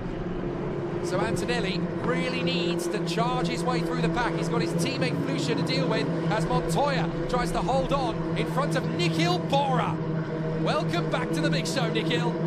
He is charging his way back. Nikhil Bora right in there behind Sebastian Montoya. Let's not forget that Nikhil Bora is a race winner this year. He won race 2 in Dubai. So he deserves to be at the front, and he's pushing for it. He came into this weekend effectively 3rd in the championship after Dino Beganovic, who was actually 2nd in the points, disappeared to return back to Europe. So Nikhil Bora, ever consistent in the first 2 weekends. Now here this midweek, he's got a chance to get back into the points. 11th place is Benavides. 12th is Shin, then Stenshorn. Car 5, track limits at turn 11. First warning, that is Taylor Barnard taking the lead and then running off the road. So a really exciting run. Through to the final bend comes Marty Boyer. Still in front of Taz Vuvuzak, who has now got past Flusha, but he drifts wide on the exit. That last corner has got a lot of sand on it, clearly. The wind is very strong on the home straight, so it's clearly blowing sand onto the racetrack, and we're getting an absolute barnstormer of a race. Here's Bora on the back of Montoya. Benavides going with them. Side by side. Now that's Antonelli, I do believe. No, it isn't, that's Flusha. That's Flusha going wheel to wheel with Villagomez. And he's through, is he? Villagomez is going to try and hold this round the outside. Well done. Rafael Villagomez, the Mexican, hangs on. Very good defence. And now Indra Vuvuzak trying to hang on in front of Antonelli. Antonelli forcing the issue. Antonelli and Indra Vuvuzak duelling again. And is Antonelli through? No, he's not. A headache now for Kimi Antonelli. Rather feathery friend watching the action there from the side. But look at Barnard drifting away from the pack. Small in second, Dufek in third. This is going to be satisfying for Barnard. He's already got a win. It was handed to him post-race. He finished second behind his teammate Dufek. So he has a win to his name, but he really wanted to win one under his own steam. So this is a really interesting situation. So now, the competition continuing on his way. Still the battle's raging. Barnard, Smal, Dufek, Boyer, Villagomez, and Lorenzo Flusha. 6th position in front of Antonelli and Indra Vuvuzak. Montoya and Bora, those are the point scorers so far. Then Benavides, Stenshorn, Shin, Machio, Megatunith, Revej, and then Browning. Still drifting wide in the final bend. Every lap that corner changes because of those gusts of wind pulling more sand onto the racetrack. It makes the grip questionable every time you come through. Now Flusha's got a run on Villagomez. He has a chance here. Taylor Barnard is just disappearing up front. Here comes Flusha again. Flusha trying to get through past Boyer and Villagomez. And Boyer drops to the back of the queue. Villagomez in 4th now. Flusha around the outside. He's forced off the road. Tries to get back on. Villagomez is still there. So Flusha drops back into P5. Nothing wrong with that. Perfectly legal. So Flusha recovers in 5th. Yeah, and this is clearly on the driver in front to dictate where he's going to place the car. The other driver in the battle has to decide whether he's going to bail out of the move or commit to it. Fortunately, there's runoff in order to save the car in that situation these days. But as you can see, there is still sand and gravel on this particular circuit, and it does catch the drivers out from time to time. Kirill Smal is driving beautifully. All that pressure, all of that tough racing to hold on to 2nd place. And he is holding on very well indeed. Well, that wasn't really the racetrack there, Kirill. Car 62, track limits, first warning. That's Brad Benavides, who's now got past Sebastian Montoya. And that's a retirement for Matías Agazeta by the look of it. The Peruvian appears to be out of the race. A big shame. So Matías Agazeta, I'm afraid, is not going any further. Smal still holding on here in front of Josh Dufek. They're starting to get used to the changing conditions of the final corner now. But look at Taylor Barnard. See you later, alligator. I'm off. Just dominating out front. Here's Dufek going again for Smal. He's closer now than he has been for a while. Dufek goes right. That's where Kirill Smal places him, trying to squeeze him. To the middle of the road goes Smal. Dufek's only got one path, but can he edge past him? Villagomez might have a chance on both of them. Watch for Flusha as well. Dufek can't make it. Flusha around the outside. into 4th position. Dufek off the road, holds him round the outside, now diving in on the corkscrew, and Smel's got nowhere to go. They both drift off the road. Smel holds onto it. Flusha's going to get into 3rd. No, he's not. He's going to get into 2nd. He can't quite make the line on the inside. Oh, my goodness me. Flusha is all over his teammate as Vilagomez runs off the road. Manages to get on just in front of Boyer. Kimi Antonelli is now wheel to wheel with Dufek. Where did Antonelli come from? Kimi Antonelli is suddenly in P5. Behind Boyer, we've got in for Fuvazak and Boyer. Montoya has dropped back, sadly. But Kimi Antonelli is not going to let Taylor Barnard dominate. He's going to score as many points as he can. That's how you win championships. Just keep pushing. Just keep finding those places. The cast of Falcons are sweeping their way back to the front. PHM are doing everything they can to hang on. They look pretty calm about Taylor Barnard. They're probably sweating cobs over Josh Dufek. Barnard leads. Smel is 2nd for now, then Flusha, then Dufek, then Antonelli. Oh, Dufek really struggling to slow the car down. They all are, look at it. And Dufek's run wide, that's enough for Antonelli. Bora's going to get Indra Fuvazak in the same breath. Indra Fuvazak's got a better run off the turn though. Antonelli's going to sweep in on Dufek. Dufek won't bail out easily. He's still got speed. Watch for Vilagomez. Vilagomez is going to have a chance now. Barnard's on his own. Smel's comfortable in 2nd, but it's 3 wide for 4th behind Flusha. Make that 4 wide. Boyer's trying to get in. Antonelli's going to try and hold it. Dufek round the outside of Vilagomez. And Antonelli's got it. Up and over the curb comes Dufek, now battling wheel to wheel with Vilagomez. Neither driver prepared to give an inch. They back wheels, and they managed to make it through. Dufek round the far side. That is getting your elbows out, as roughhouse as you like, but they keep it going. And now Dufek really runs the ragged edge. On the hairpin of the right-hander, Vilagomez drives around him and picks up the pieces. Now Bora is side by side with Boyer. So Boyer holds on. Bora has to settle in. Dufek is having a nightmare. Look, he can't get the car pointed in a straight line. Dufek is having a nightmare in terms of grip. Car 13, track limits at turn 4. First warning, that is Joshua Dufek. But he's doing his best. The car is flailing around like a drunk dad at a wedding on roller skates. So Boyer trying to slice his way back in now on Josh Dufek. He can't get close enough. This is a really tough battle. Boyer is 7th. Bora is 8th. Indra Fuvazak is 9th in front of Montoya. And Michael Shin. Michael Shin, the Korean, is in 11th position. What a great run from the Prema driver. Excellent work. There is Michael Shin behind Montoya, as there are still drivers running the gauntlet and running wide. Benavides, Stenshon and Megatunin all drifting wide. Now Antonelli is chasing his teammate Flusha. Flusha trying to break the toe. This is for 3rd position. Barnard's got smoke coming off his car. Barnard's got a problem by the look of it. Antonelli still trying to get past Flusha and not managing it. But Barnard's got some kind of smoke coming off his car. What's happening to Barnard? We need to keep an eye on that.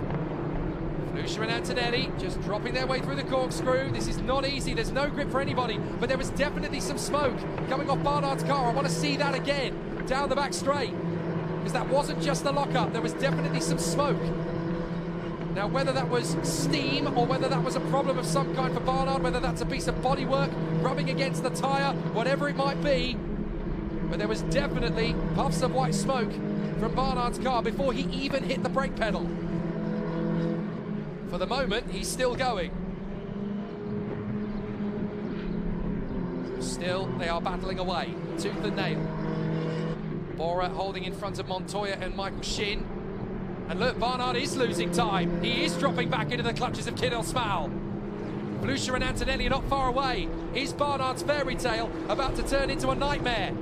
He's lost a lot of time. He's had a very scruffy second sector. I'm not sure Barnard is quite as comfortable in the lead as he was. 6 minutes to go. And look, he's struggling. Barnard's trying to hold on to this in the lead of the race, but Small is eating up the road. I think Barnard's got a problem with his front wing. Looks like the panel is out of position. It's slightly skewed, and that's really affecting his aero. Barnard is not safe in the lead at all. A very poor third sector, 45.7 compared to everybody else on 44 flats. He's really struggling. Look, there's more puffs of smoke coming from the car, and Smell's just going to drive around him. Smell will drive around him. Kiddo Smell retakes the lead from Barnard. What's going wrong for Taylor? Dominantly leading the race, and now look, he's got a flapping front wing section. Taylor Barnard is not going to dominate this race win after all. Goodness me. This is a very tricky situation. Wow. Taylor Barnard definitely with a problem of some kind. Let's have a look at it again, and you can see, look, there's smoke coming off the car before he even hits the brakes. So Smell makes an easy job of it round the outside of Barnard in the end. Taylor Barnard's in trouble, big time. The win does not look likely now. In fact, Barnard is just hemorrhaging time. He's falling into the clutches of everybody. Oh, Taylor. And that's Antonelli behind him. That's his championship opposition. Antonelli is going to make mincemeat of Taylor Barnard the way this is currently going. Antonelli's going to get into second from 10th position. What an opportunity. No worries, Barnard is doing his best to defend from Antonelli. But to be honest, he's going to need a miracle. He locks up into the final turn. He's not going to get a decent run off the turn at all. Antonelli's going to have him into second. And Flusha and Villagomez are going to be on him like a bad habit. They'll get him before turn one. Flusha certainly will. And all of a sudden, Falcons are 1, 2 and 3, and Barnard is dropping like a stone. You really have to feel for Taylor Barnard. Was there contact in the first lap incident, I wonder? Did he have more damage than we first realised from that? Because now he's down to 6th behind his teammate Josh Dufek. Villagomez having another go at Flusha. But at the moment, it looks like it's going to be a Mumbai Falcons whitewash. 1, 2 and 3. Small, Antonelli and Flusha. But Taylor Barnard drops all the way to P6. You really have to feel for Taylor Barnard. He's trying his best to hang on, to score at least a point. But he has had nothing but bad luck all year. If you take into account that he didn't get any qualifying done at all in Dubai and ended up charging through from last to third. I could have won races there, he said. I could have done it.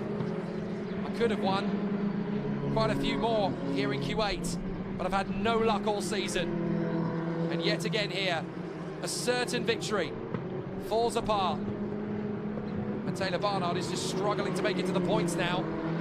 But the Mumbai Falcons are 1, 2 and 3. Small, Antonelli and Flusha. Villagomez looking for a podium though in 4th place, and he looks very strong. Look at the gaggle of cars coming through at turn 19. Everybody trying their best to keep it on the road and keep it together. But the wind is still very strong. It's getting dustier. Into the final turn. Kirill Small looking good for the win. Antonelli looking good for second. Antonelli, whoa! Cars all over the shop in the final bend, and Montoya is creeping through to lead them. Montoya is going to lead into that 7th place battle. There goes into Fuvazak. Bora, and that's Michael Shin. Barnard falls behind them all. Now into Fuvazak going for Montoya. He's gone off the road in order to get alongside him. Montoya edging him out. Almost locking wheels. And watch round the outside of all of them. Nikhil Bora's going to get them all! Nikhil Bora, despite a little bit of a rub, gets through, takes them all on. Nikhil Bora, megastar move. And now Michael Shin is going to get past into Fuvazak. Michael Shin goes for the move. The Korean is suddenly emerging. I am just as good as anybody out here on this track. And Michael Shin dives through, takes the place. I tell you what, you need to keep an eye on this Korean. He's got massive talent. In behind Montoya now. And that puts him 9th. So Michael Shin looking for a couple of points. Finally, he gets the race he deserves. Barnard hasn't. He's still going backwards. There's Megatunif. And there, look, Barnard has bailed. Game over, no points. So from Barnard's point of view, no points, no point. Got a feel for Taylor Barnard here. Cruel, cruel luck. Andrea Kimi Antonelli has dropped the gap between himself and Kirill Smal to 1.1 seconds with 2 laps to go. Antonelli's leading! Antonelli gets through on Smal. Was that tactical? Because Smal suddenly slowed, and Antonelli is back in the lead again. From 10th to 1st. Kimi Antonelli leads. How about that? Nobody this season has gone from 10th to 1st in a reverse grid race. It's usually a pole position challenge, and someone in the top 5 will get it. But Antonelli leads. Absolutely stunning. And now Smal can just be his protection in 2nd place. Kimi Antonelli is leading as Taylor Barnard comes into the pits to retire. A certain victory, all gone. But Andrea Kimi Antonelli is looking good for win number 2. What if he wins race 3 as well? Nobody has ever won in this category 3 races in one weekend. And I'm trying to remember the last time anybody went from 10th on the grid to 1st out here in the Middle East. I don't think it's ever been done. Andrea Kimi Antonelli is just rewriting what is possible in a Formula Regional car. It's really hard to begrudge him the championship now. If he can hold on to this, he's got one hand on the trophy already. Fair play to Lorenzo Flusha, though, in 4th position. Despite losing a section of his front nose cone, he has kept this on the racetrack and kept it together. Car 63 track limits.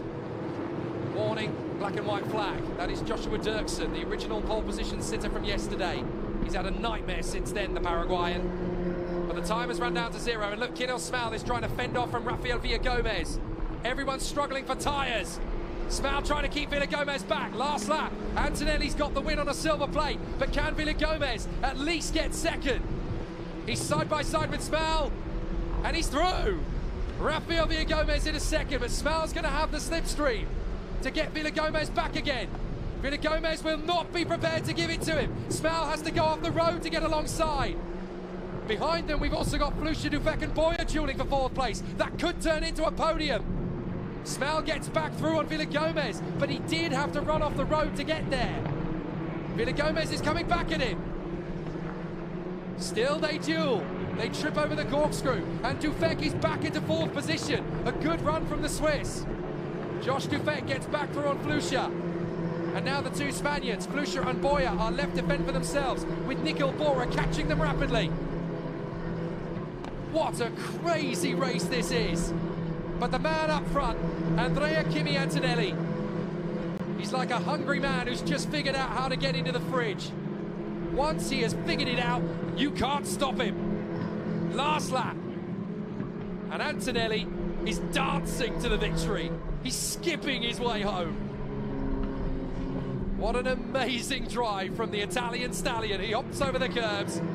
No one's catching him now. Hey, Kirill, the black stuff is the racetrack, mate.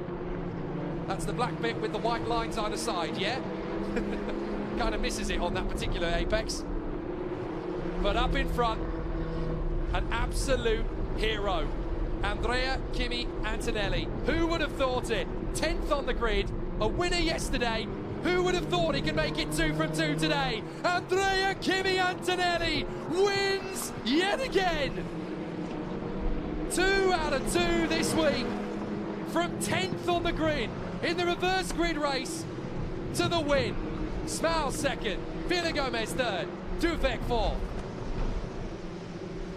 That was the race of the season.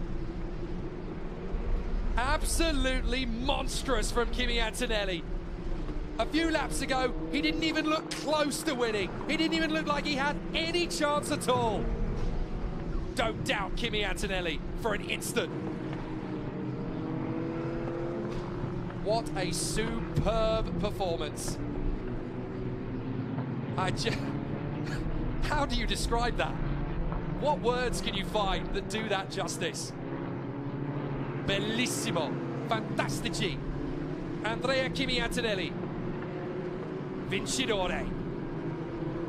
Wonderful drive, flawless. You've got to feel sorry for Aidan Neate. You've got to feel sorry for Josh Dufek. You've got to feel sorry for Taylor Barnard. But I tell you what, Andrea Antonelli is already one hand on this championship trophy. From 10th to 1st. What a hero. As Barry Bray rightly puts it, there's just no stopping him. Kidil Smal, what a drive to 2nd position. A great job in his 2nd ever race in a Formula Regional car. Rafael Villagomez, 3rd position. What a drive from the Mexican. He had so much pressure, so many chances to throw it away, but he stood firm. He fought his corner. He dropped out of the podium and got him straight back into position again.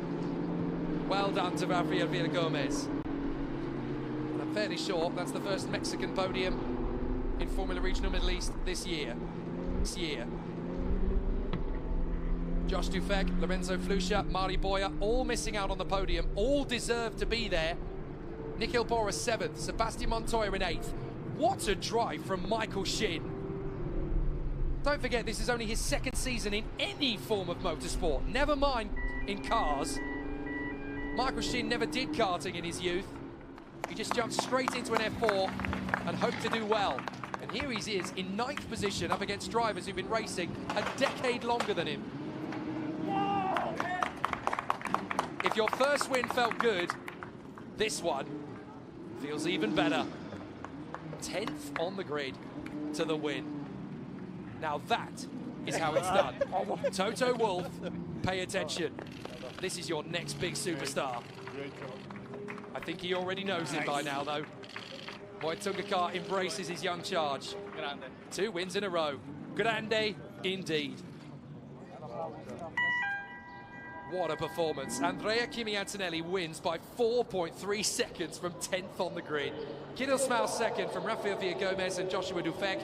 Lorenzo Flusha P5, Mari Boya in P6 from Nikhil Bora, Sebastian Montoya, Michael Shin in a brilliant 9th place, and Tazin de Vivazak steals the final point. Brad Benavides is 11th in front of Martini Estenshorn, Sami Megatuniv and Levente Revej from Luke Browning, Joshua Dirksen, Aidan Neate recovering to 17th, bitterly disappointing for him. Giovanni Mascio, Ayato Iwasaki and Dan Mavlyutov in front of Niels Kuhnen, Wang Shongwei, Han Shenyu, and then we had the retirements. Taylor Barnard, bitter, cruel luck for him. Zagazeta, Bedrin and Kamara. Down in the pits, Feline has found Kimi. Hey Kimi, congratulations! Brilliant race, we just love it. And tell us how you made it history, like started from P10 and finished P1. Was kind of a crazy race. Track condition was really difficult. The track was really green and very slippery. The start was not amazing. I lost immediately to position. Then into 2 I had to avoid the crash and I lost even more places. But yeah, at the end the pace was good and we managed to win. Congratulations! 那刚刚我问到 Kimi 呢，他是从第10位起步，然后最后呢拿到了冠军。他说刚刚他起步的时候呢，其实并没有很好，他甚至掉了2个位置。后来呢，又为了躲这些事故车呢，也是丧失一些位置。不过呢，在比赛重启之后呢，他拿到了机会，然后最后一直冲往拿到了第1位。Back to you guys. I'm not sure you could put one hand on your heart and say that was the greatest Formula Regional race of all time, but it's definitely up there, isn't it?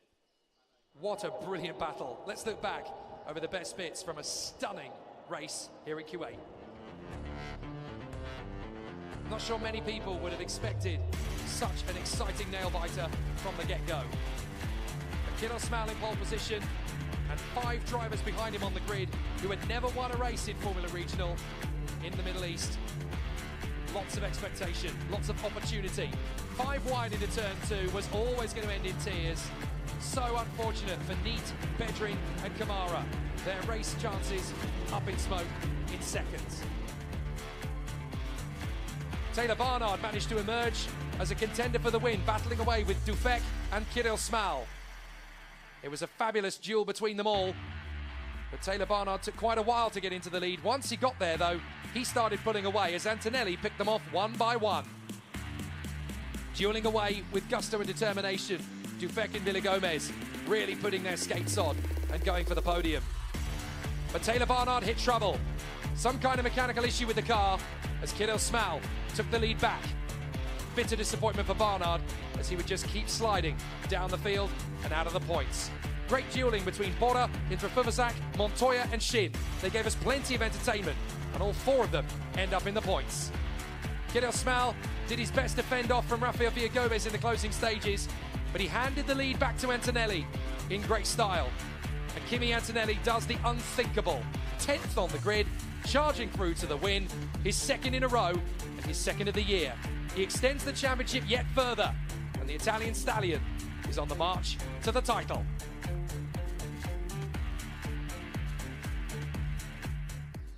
How many years do we think it's going to be before this boy is headline news across every world newspaper? Isn't going to be long, is it? Not in the grand scheme of things. Now, interestingly, it might not be over yet, because car 12 is under investigation for constantly abusing track limits, according to the timing screen. That is Andrea Kimi Antonelli.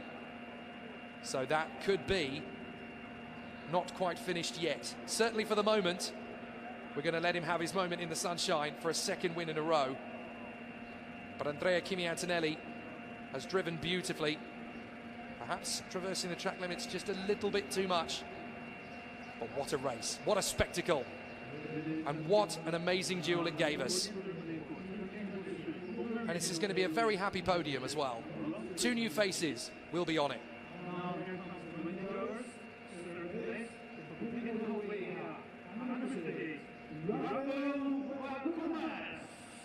A great performance from Rafael Villagomez.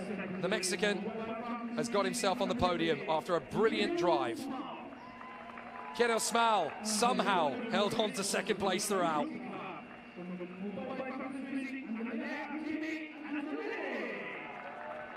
For the second race in a row, Andrea Kimi Antonelli drives to the win. He's on the top spot, charging through from P10 on the grid. And if he holds on to it, then he's got a massive championship advantage. Great performances from Rafael Villagomez and from Kirill Smal to get their first podiums of the year. But Kimi is looking invincible now. Another rookie win, another overall race win, his second of the week. There's one more race to come this afternoon, and who knows, he could even make it a hat-trick. It's unthinkable, it's impossible. Is it? Not if you're Andrea Kimi Antonelli, it's not. A fabulous showcase, a brilliant battle here at Kuwait Motor Town, the second race of 3 this week. And now we're going to enjoy a third race this afternoon, and what a battle it could give us. Who's going to be the champion? It's certainly looking like the Italian stallion for now. Jake Sanson here, enjoying the action. Join us again later for race 3.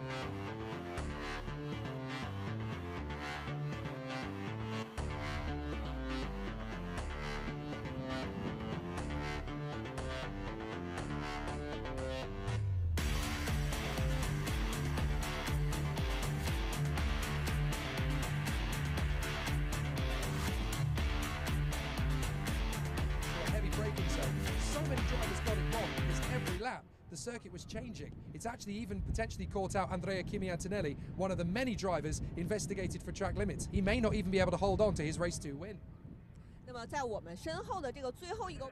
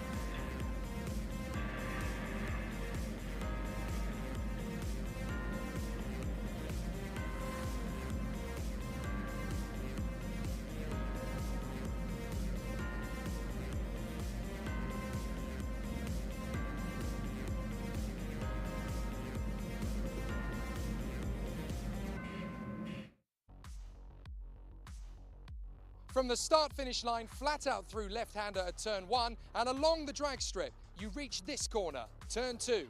It's a tight left-hand hairpin which really brings out the best of the drivers. It's wide enough to run 4 or 5 cars, but you probably shouldn't on lap 1, as we found out last time.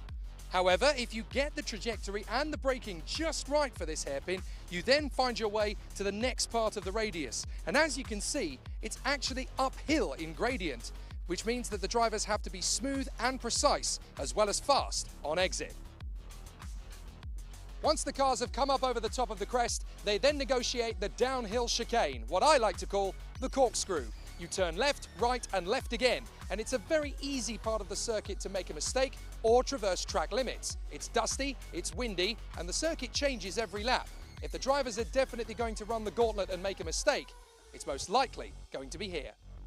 A long hairpin to the left and a tighter one to the right leads us on to the next 2 chicanes. The first one is fairly straightforward, flat right, flat left. But then we come to the second one, and this is a much tougher pair of corners because you're flat out on the throttle and you're turning in to a blind apex, uphill on the gradient. So it's very tricky, especially if you're pursuing another car, trying to get in the slipstream to hunt down an overtake. It can be very tricky to run in the dirty wash of the car in front, and that's when even more mistakes can creep in. Sector 3 is the point on the circuit where the drivers get to experience some serious G-force. 5 right-hand corners that really test the driver's resolve. The first 2 are pretty much flat out with a decent apex. The third one, you have to keep a slightly more wide open angle because then you're going to tighten in very tight for turn 5 and even ride the crest of the curb. And you have to be very careful on exit because otherwise in the left-hander, you're going to be vulnerable to attack. You need to take the next couple of left-handers with style and confidence, then rise over the crest and into the braking zone for the final bend. It's a little bit slippery and dusty here, and it's a downhill gradient, so you need to be very careful on the brakes and a little bit delicate on throttle application. Turn-in is absolutely precise on this point, otherwise you're going to lose a lot of pace on the run to turns 1 and 2. But if you get it right, then you're going to have a lot of fun for the next 26 minutes with 1 lap to spare.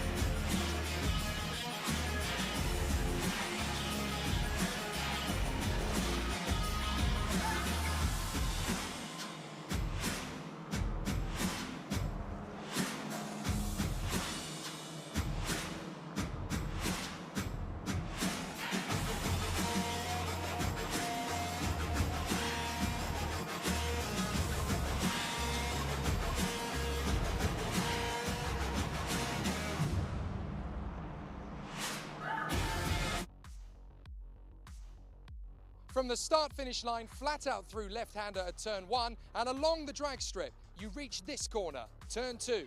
It's a tight left-hand hairpin which really brings out the best of the drivers. It's wide enough to run 4 or 5 cars, but you probably shouldn't on lap 1, as we found out last time. However, if you get the trajectory and the braking just right for this hairpin, you then find your way to the next part of the radius. And as you can see, it's actually uphill in gradient, which means that the drivers have to be smooth and precise, as well as fast on exit. Once the cars have come up over the top of the crest, they then negotiate the downhill chicane, what I like to call the corkscrew. You turn left, right and left again, and it's a very easy part of the circuit to make a mistake or traverse track limits. It's dusty, it's windy, and the circuit changes every lap. If the drivers are definitely going to run the gauntlet and make a mistake, it's most likely going to be here. A long hairpin to the left and a tighter one to the right leads us on to the next 2 chicanes. The first one is fairly straightforward, flat right, flat left. But then we come to the second one, and this is a much tougher pair of corners because you're flat out on the throttle and you're turning in to a blind apex, uphill on the gradient. So it's very tricky, especially if you're pursuing another car, trying to get in the slipstream to hunt down and overtake. It can be very tricky to run in the dirty wash of the car in front, and that's when even more mistakes can creep in.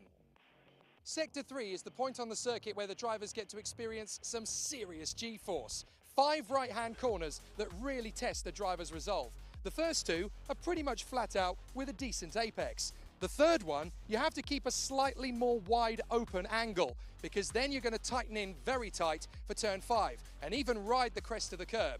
And you have to be very careful on exit because otherwise in the left-hander, you're going to be vulnerable to attack. You need to take the next couple of left-handers with style and confidence, then rise over the crest and into the braking zone for the final bend. It's a little bit slippery and dusty here, and it's a downhill gradient, so you need to be very careful on the brakes and a little bit delicate on throttle application. Turn-in is absolutely precise on this point, otherwise you're going to lose a lot of pace on the run to turns 1 and 2. But if you get it right, then you're going to have a lot of fun for the next 26 minutes with 1 lap to spare.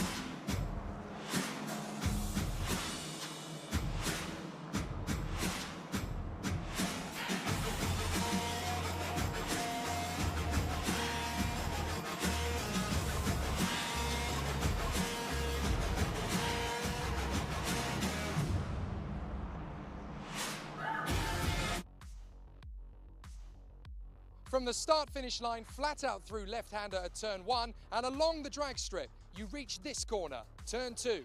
It's a tight left-hand hairpin which really brings out the best of the drivers. It's wide enough to run 4 or 5 cars, but you probably shouldn't on lap 1, as we found out last time. However, if you get the trajectory and the braking just right for this hairpin, you then find your way to the next part of the radius. And as you can see, it's actually uphill in gradient, which means that the drivers have to be smooth and precise, as well as fast on exit.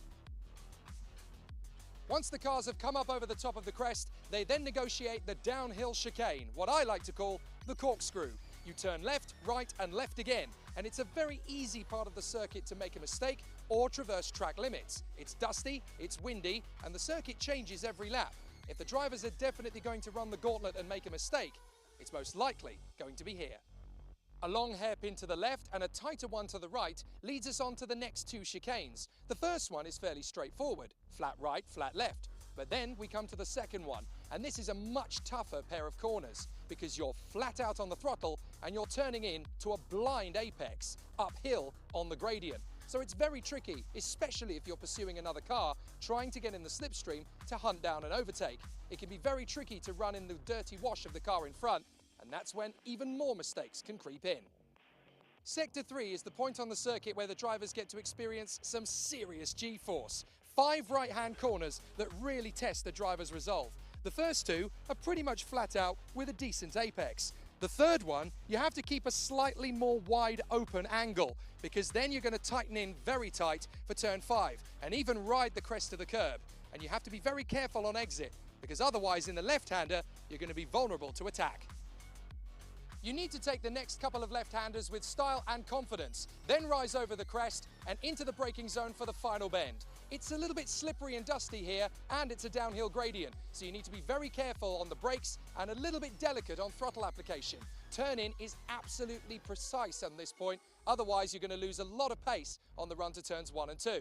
But if you get it right, then you're going to have a lot of fun for the next 26 minutes with 1 lap to spare.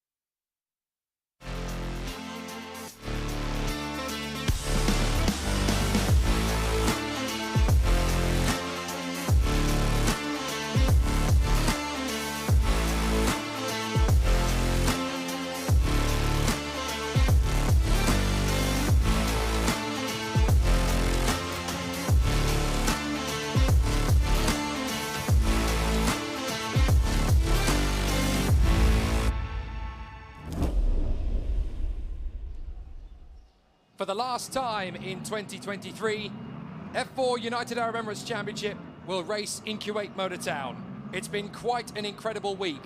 When we first arrived on this circuit, we were not entirely sure what this place was going to give us. What we've ended up with is an absolute spectacle. A brilliant cathedral of speed and an amazing place to race. Tell your friends, Kuwait Motor Town is here to stay. And what an amazing place it is. Hello everybody, Jake Sanson here for the third round and the third race of that round here in F4 UAE. 20 corners, 5.6 kilometers of great racing action, and this place has delivered grandstand spectacles in spades. We have already had two brilliant winners over the course of the first two races in America's Ugo Ugochukwu and the Tiger himself from Finland, Tukka Tapanen, finally getting the monkey off his back and getting the win.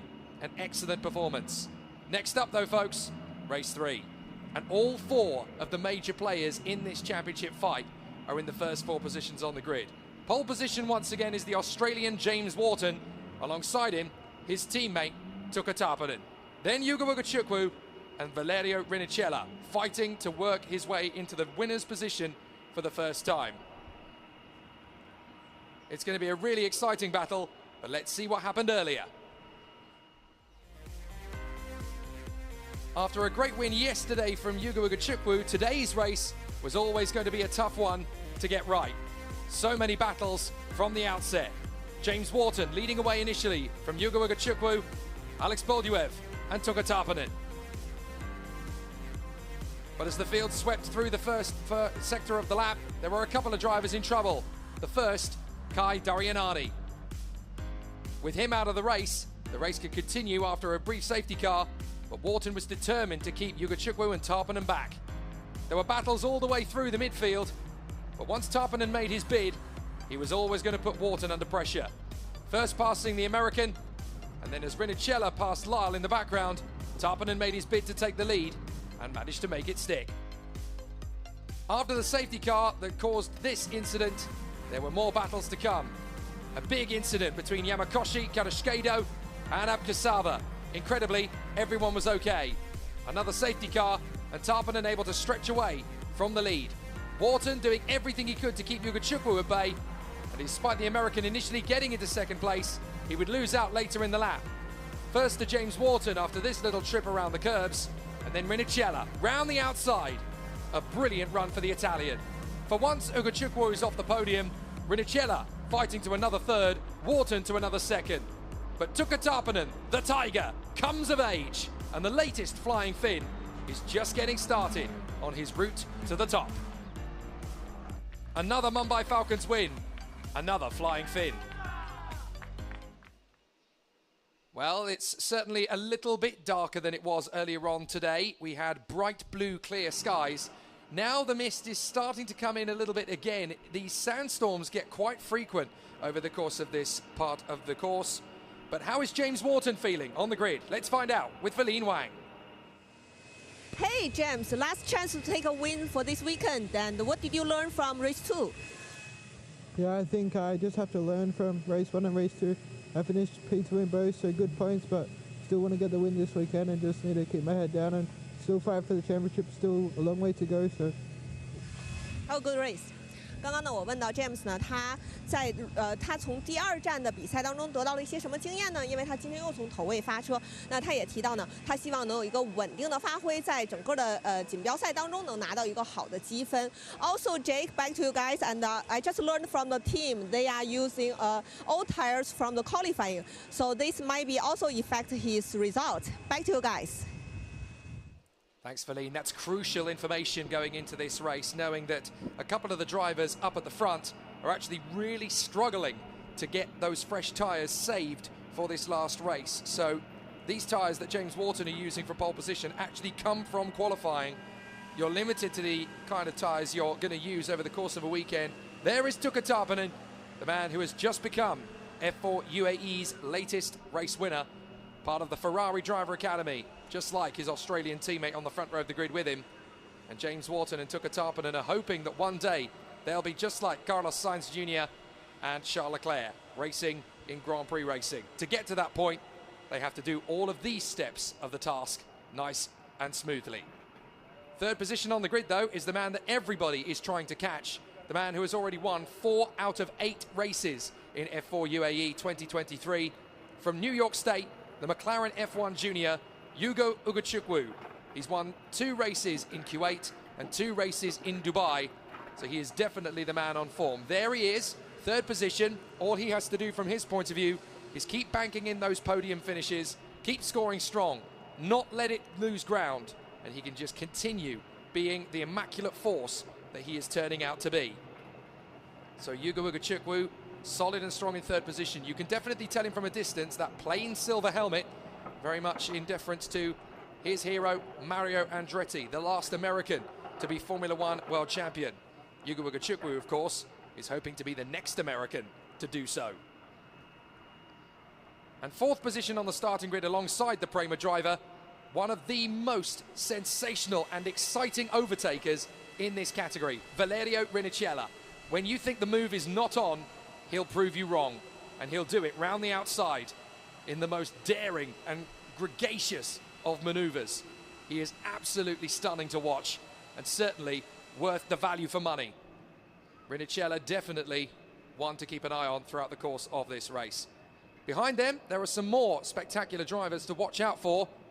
The Mexican Jesse Carrasquedo is finally in a good position. There he is, the Mexican in 5th position on the inside of row 3. So he is one to watch out for. He's always had good opportunities to run at the front end, but the luck has never been with him. But you can see he's fired up and motivated.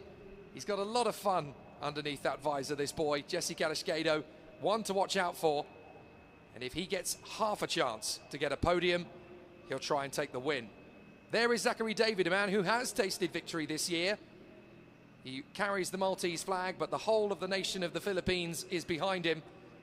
And Zachary David, there in 6th position on the grid. He took the win 4 days ago in race 3 of round 2 on this very circuit. So he certainly knows how to get the job done here. Whether he'll get the chance to do it a second time or not remains to be seen. 7th on the starting grid, though, fresh off the back of his bump and grind along the pit wall straight on the first race earlier today, Hiyu Yamakoshi.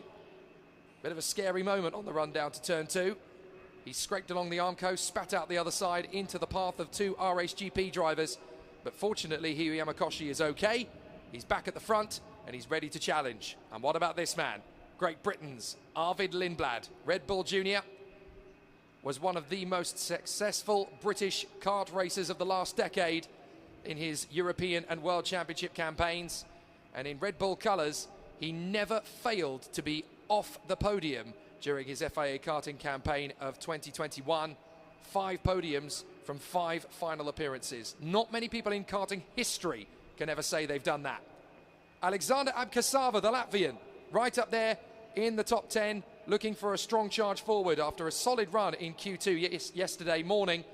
And he is right there in position. A great performance from the Latvian. He's making steady progress in this F4 UAE grid of 38 drivers, which is tough when you consider that there's not a single driver in that 38 driver list who doesn't have talent, who doesn't have skill, who doesn't have ability.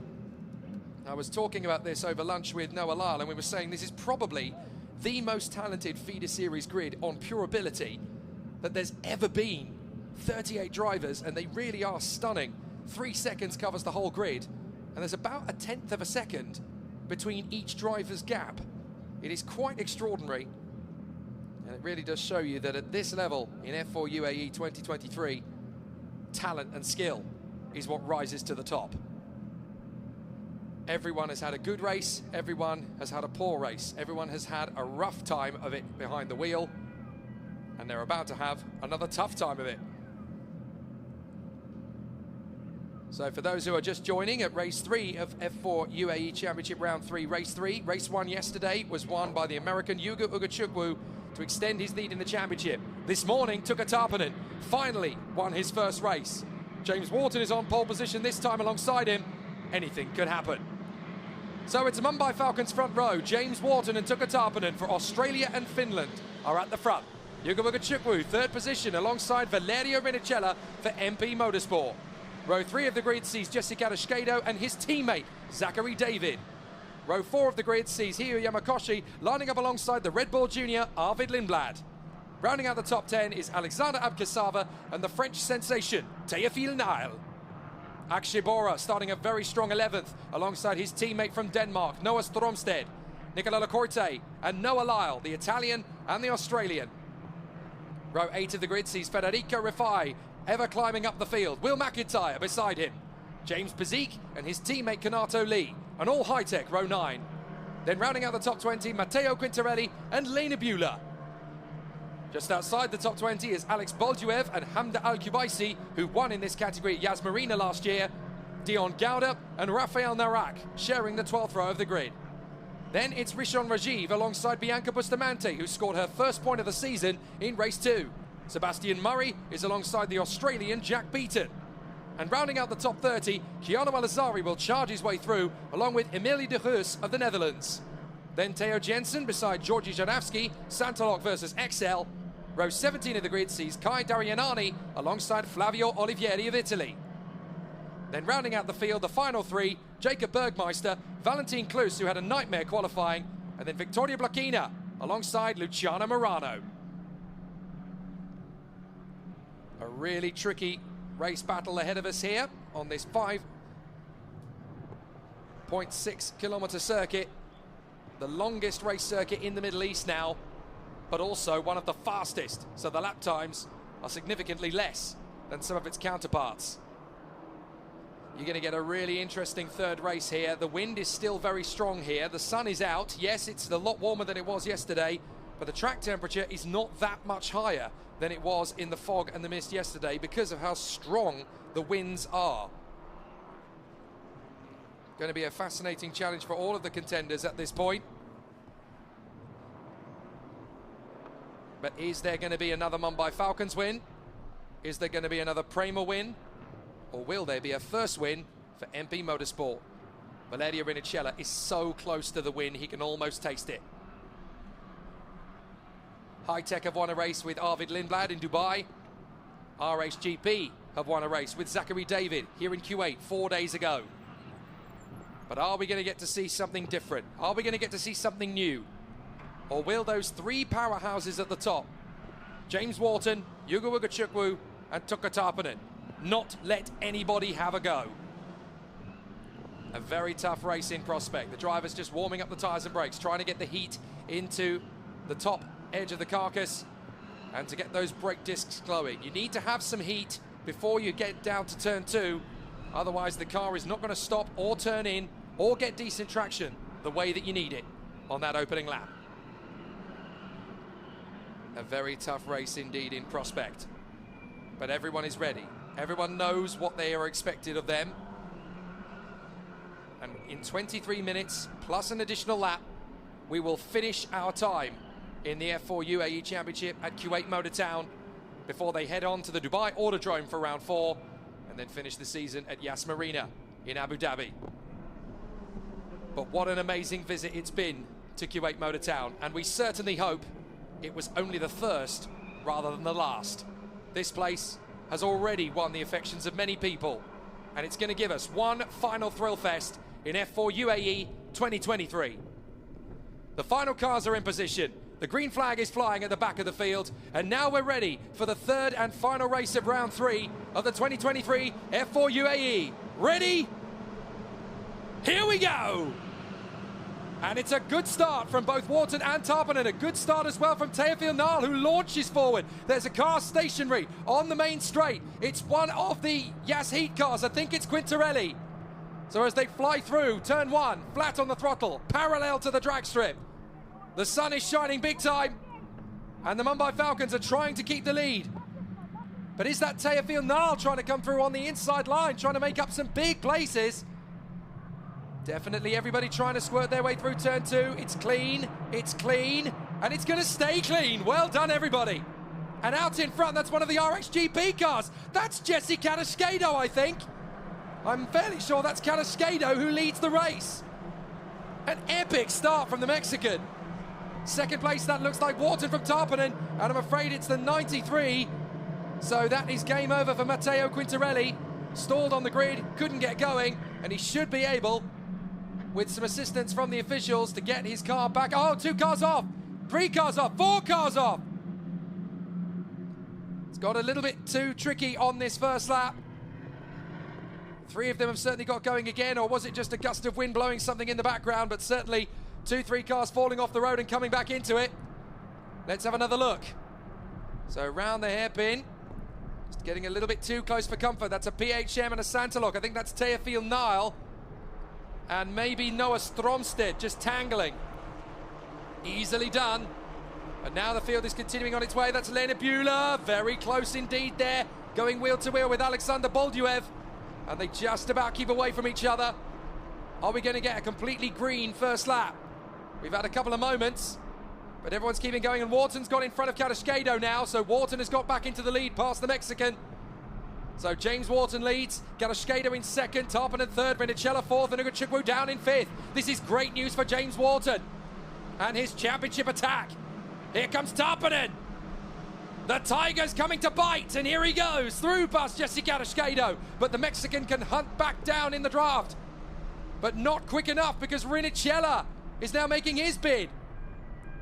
Now, who's that flying out to the back straight? Coming out of the pits, I think that is. So I think that's a car joining a lap late. That might be Quintarelli.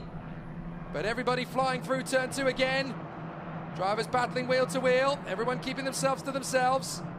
And Tarpanen now into second, Rinicella now into third. Carrasquedo down to fourth, falls off the road in front of Ugachukwu. And into the pits comes one of the RSGP cars. So that is a big problem for Raphael Narac of France. Now, can they get him out again? Looks like a couple of drivers have had to pit in on this lap. Several of them in trouble. Jack Beaton has come into the pits, and so too has Teofil Nile. Noah Stromstedt has fallen to the back. Arvid Lindblad's now on the attack. He's having a go at Hio Yamakoshi in the pinnacle. But it's 1-2 for Mumbai Falcons for the moment. Wharton, Tarpanen, Carrasquedo. Rinicella. Oh, that's a big mistake there for Carrasquedo. He's going to drift wide and off the road completely. So Ugachukwu up to fourth, and up to fifth is going to be Zach David. Big problems for Carrasquedo. He's going to rejoin right in the path of his opponents. That was close. Very nearly Federico Rafai caught out, but Akshay Bora is going to get him around the outside as well. Akshay Bora doing a good job, but I think there's a puncture for Jesse Carrasquedo. He is tumbling down the order. A real shame. A victory already gone. So up and over the top of the crest. And the F4 UAE drivers are giving us a real duel. Here's Noah Lyle getting his move on the inside of Will McIntyre. Puff of brakes from the car in front of them. McIntyre drifts wide. Needs to get back on, does so, but has lost ground to Lyle, has lost momentum as well. Lena Buehler is going to try and use the draft from Noah Lyle to sweep past them both. And she's in the middle. Lena Buehler going wheel to wheel with Will McIntyre and Noah Lyle. This is great work from the Swiss driver as Lena Buehler tries to move forward. But down the straight they come. The top few drivers all neatly in position. And that's a nice lunge up the inside from Yamakoshi to dive through on the inside of Abkasava. So Yamakoshi gets past Abkasava, down the hill, through the corkscrew. Lindblad pushing hard to try and close up on James Bezique. Bezique has worked his way forward. Lindblad's going to get the move up on the inside again, but the car just drifts a tiny bit, and that's enough for Bezique to hold the position. Great racecraft. Wharton leads. Tarpanen second. Rinicella third. Then Ugachukwu, Zach David, Abkasava, Yamakoshi, Lindblad, Bezique, and Federico Al-Rifai. Those are your point scorers for the moment. But despite the thrills and spills we've had in this race so far, no safety cars. Maybe, just maybe, this is going to be the clean one. And there is Victoria Blakina, tucked up behind Dion Gouda. No, sorry, that is Lena Buehler. And running wide. A couple of drivers in the mix there in the right-handers. A couple of lockups. But that's about okay. As long as they don't flat spot, that's the real problem. Because you're going to be running on 50 pence pieces by the time you finish this race, as Lena Buehler tucks in behind Dion Gouda. And Jesse Carrasquedo came across the line at the end of that last lap in about 17th or 18th place. Very unfortunate considering he led on lap 1 initially. So no change at the top. Wharton, Tarpanen and Rinicella. Ugachukwu still there in 4th position. It's the same 3 men on the podium as we had in race 2, but in a slightly different order. So Beulah's now having to deal with Bustamante, Rajiv, Kadashkedo and Al-Kubaisi. They're going to come through together, and Wharton is trying to get out of the tow for Tukka Tarpanen. Remember how Tarpanen dealt with him earlier? There was nothing in it between the two, and now Tarpanen has figured out how to win. He's not going to want to stop. Up over the top of the crest, through the carousel. Left, right, then left again. Hugging the apex of this tight squeeze on the inside line. Some great performances so far here. 16 minutes and 18 left to go. The engineers working hard to try and figure out how this data is correlating with the length of those tyres. Will the degradation go the distance? Some of them are on old tyres from qualifying, don't forget. Tarpanen pops up with a 1:55.2, quicker than James Wharton by nearly 0.6 of a second. Tarpanen really feeling the rhythm of this circuit. But Wharton has won here before, so too has Tarpanen. Rinicella has not, and Rinicella really wants to end his journey in Kuwait with a victory. Currently sat in 3rd. Can his tyres go the distance better than the Mumbai Falcons pair in front? And Rinicella is one of those drivers that really will go for the Banzai overtake and find a way to make it stick too. 15.5 on the clock. Up and over the top of the crest. Wharton being hunted down by Tarpanen. Rinicella's coming with him. Big lock from Tarpanen. He's pushing hard here. And again, this final corner, because of the high winds, a lot of dust and a lot of sand coming onto the circuit at the final bend, making grip very tough to find indeed. Rinicella now sets the fastest lap of the race, a 1:55.2, as he gets within 0.7 of Tarpanen. Tarpanen is within 0.8 of Wharton. Wharton desperately trying to shake him off. In the background, we've got a good battle for 8th position. This is Abkasava, Lindblad and Rifai. Down to the braking zone. Who's going to be bravest? Lindblad hoping to hold it in the inside line. The Red Bull Junior hoping to take the place, and he has. So Lindblad gets through. Pizik is doing his best to get away from them. And that is Rifai and Abkasava dueling away behind. And next up, in 11th place, is Akshay Bora, who has been charging his way through this field. His name in Sanskrit simply translates as invincible. Considering the fever he had yesterday and the performances he's pulling off yesterday and today, I'd say that's pretty accurate. Wharton, Tarpanen, Rinicella, Yugunchukwu, Zach David and Hio Yamakoshi. Then Pizik, Abkasava, Lindblad and Rifai from Bora, Lyle, Lacorte, Gouda and McIntyre. Beulah is next, then Bustamante, Rajiv and Kadashkedo. Very unfortunate for Jesse Kadashkedo, up in the lead at one stage, now down in 19th. And having problems dealing with Kanato Lee, Kiano Alazari and Hamda Al-Kubaisi. So the Azhids have not had the best of races so far, although Kiano Alazari has crept all the way up from the back to 21st position. He is gunning through the field like wildfire. Wharton, plenty of curb on the approach to the braking zone for the final bend. This is turning into a pure race now. Hopefully we're going to see this through without safety car interruption. Wharton, Tarpanen, Rinicella, Yugunchukwu, dropping back now. David and Yamakoshi, Pizik, Abkasava, Lindblad and Rifai. And look at Wharton, trying desperately to break the toe of Tukka Tarpanen. He does not want Tarpanen in his slipstream for one iota. Rinicella is right in behind Tarpanen though. So Tukka's got to get on with this now. Fastest man of the race is Yuga Wagachukwu, a 1:55.062. So he's trying to close up on these three, having lost momentum initially. Now normally by this point we'd have a safety car and the field would tighten up and they'd get a better run on their restarts. But so far in this race, everybody's just continuing on. So it's a nice change actually to see a pure race between these youngsters to see how it goes. Excellent run so far.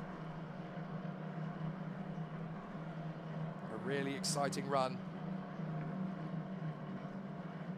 So Tukka desperately trying to stay in the draft of James Wharton. It's very hard to run in the wash of the car in front of you.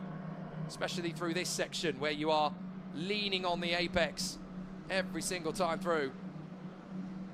You've got to nail the trajectory through this part of the course as well. Not easy to run at the limit. And Yugo Ugachukwu, fastest of all in the second sector. The American is returning. He is charging back to contention. This is a really strong battle forward. Wharton, Tarpanen, Ridicella, and in the background, starting to get bigger, is Yugo Ugachukwu. He is catching them. Zach David, 5th position. The other race winner so far this year. Along with Arvid Lindblad, who is in 8th behind Yamakoshi and Bazik. But Wharton's really starting to feel the threat now from Tarpanen. 6/10 back. Ridicella is 6/10 back from Tarpanen. And Ugachukwu sets another fastest lap. A 1:54.8 now for the American. He is hunting them down big style. So the incident between Noah Stromsted and the 44 car, which is obviously Teofil Nal, is going to be investigated after the race. So Nal and Stromsted, who have dropped quite a considerate way back in the grid. Noah Stromsted is down in 28th, and Teofil Nal has rejoined, albeit at the back. So a fascinating situation. And I can tell you now that every single driver in this field is currently racing. Quintarelli was able to get the car started again and get back into position. He's down at the back, but he is circulating and he is running. So the contenders continue on their way through. This is a very natural, very pure race battle that's developing here. Not sullied by safety cars, not sullied by yellow flags. The drivers are just getting on with it. If there's an opportunity for an overtake, make it happen. And that problem's further back. Rinicella's had a problem. Ugachukwu goes by and Rinicella has drifted off the road. Now what has happened to Rinicella? Has his tyres finally decided we've had enough? Because you've got to keep them going for a long time, and obviously they're used to having stop-start races. This is a pure lights to flag race by the look of it. What happened to Rinicella? Let's look in the background. He's already gone. Ugachukwu's got him, and Rinicella's just drifted off the road. Bit of pressure from the Italian as Yugo Ugachukwu gets back on the podium. So Rinicella has now got to run away and hide from Zach David. Car 5, track limits at turn 20. First warning, that's Will McIntyre. Down the drag strip straight. And Tarpanen is still close enough to Wharton to keep the Australian worried. Ugachukwu doing well in 3rd from Rinicella and David. 6th place is Yamakoshi on his own. Then we've got this swarm of cars coming towards us. 7th and 8th are Rifai and Lindblad. Lindblad's going to try and make the bid on Rifai. He's hoping to try and make the young man from Dubai make the mistake. But Rifai is not budging. Lindblad down the crest at the corkscrew, trying to keep close to Rifai. Has a chance, and in behind them you've got James Bazik from Australia. Is there going to be a way through? No, not the way that this is being held by Federico Rifai. This is good work from everybody in the race. It is totally clean all the way through. Certainly no need for safety cars this time. Rinicella hunting down Ugachukwu if he can get back there. The MP crew are hoping so. And still there's battles in the field everywhere. Some great battles. Rifai and Lindblad still dueling over 7th with Bazik in the background. Abkasava, Bora, Lyle and Gouda, then Nicola Lacorte, Will McIntyre. Car 18, track limits at turn 20. That's the final bend. First warning. So that is going to be for Luciano Morano of Santaloc. He's the one who actually faced the wrong way at the final turn. Still they battle. That is one of the Mumbai Falcons cars having a duel. That is Rishon Rajiv, the Indian driver, hanging on in front of Valentin Klus. And Valentin Klus has not had the best of races this time. He needs to work his way back. But here's the top 5, 7.5 to go. And Tuka Tarpanen really is now spitting exhaust fumes of James Wharton. But the fastest man on the track is Yugo Ugachukwu in 3rd. This race isn't over yet, folks. Still, they continue to battle. Down the drag strip straight. And look at how close Tarpanen is getting to Wharton. Wharton can't afford to make this mistake. Got to keep it together. Tarpanen will put him under pressure. Who cares if they're teammates? At this level, it's every man for himself. Tuka Tarpanen hunting down an opportunity. Khan 91, track limits at turn 4, first warning. So that is Sebastian Murray from the Cramp competition team. You can tell now that the tyres are starting to drop away. Wharton, Tarpanen, Ogachukwu, Winicella, David and Yamakoshi. The Australian leading the way. In fact, we've got 3 Australians in the top 20. James Wharton, Noah Lyle. And also in the mix there we have James Pazik in 9th place. It's been a very strong year for the Australian talent in F4 UAE. And still, James Wharton holds on to the lead of this race. Tuka Tarpanen is reeling him in, little by little. Faster than Wharton in the first sector, a fraction off in the second sector, and by a fraction, I mean 0.08 of a second. Tarpanen has not given up hope. Wharton is not going to be beaten easily. Up over the top of the crest. Ogachukwu is right there in 3rd. He knows that these two could clatter into each other and he could pick up a 5th win out of 9 starts. He's not given up either. Here we go again, trying to break the toe of Tarpanen. Through turn 1, flat on the throttle. Wharton, a second-year racer in F4, don't forget. He was here last year. Tarpanen, though, is a new boy. This is only his 9th car race. He won his 8th. Tarpanen reeling in Wharton, just sitting in the toe, waiting for his chance, getting close down the back straight. And again, Tarpanen quicker than Wharton in sector 1. That's because of the draft. But Wharton really needs to pick it up in sectors 2 and 3 to thwart any type of attack. And Yuga Ogachukwu just set another fastest lap, a 1:54.5. This is a really interesting battle now. This isn't a race that's been squandered in terms of laps by safety cars or yellow flags or red flags. It's just a pure thrash. And it turns out the racing between these two teammates is just as good as if it was stop-start under safety cars. Tarpanen still working hard here to get one over on James Wharton. And this time, they haven't had a moment's peace in the last 20 minutes. Time is running out. When that clock gets to 0, the end of the lap will come, and then they'll have one more lap on top of that. Tarpanen has not given up. Wharton's looking slightly sideways, but then so too is Tarpanen. Everybody's starting to sweat as this becomes a nail-biter. Can Wharton hang on? Yuga Ogachukwu is still there in 3rd position, waiting for these two to crack under the pressure, and Wharton drifting a little bit under brakes. Ogachukwu hunting them down big time. He's taken a massive chunk of time out of Tarpanen's position. Black and white flag for track limits for the number 18. That is Luciano Morano. Here we go through turn 1. I think Ogachukwu is actually going to get to Tarpanen before Tarpanen gets to Wharton. But down the drag strip straight.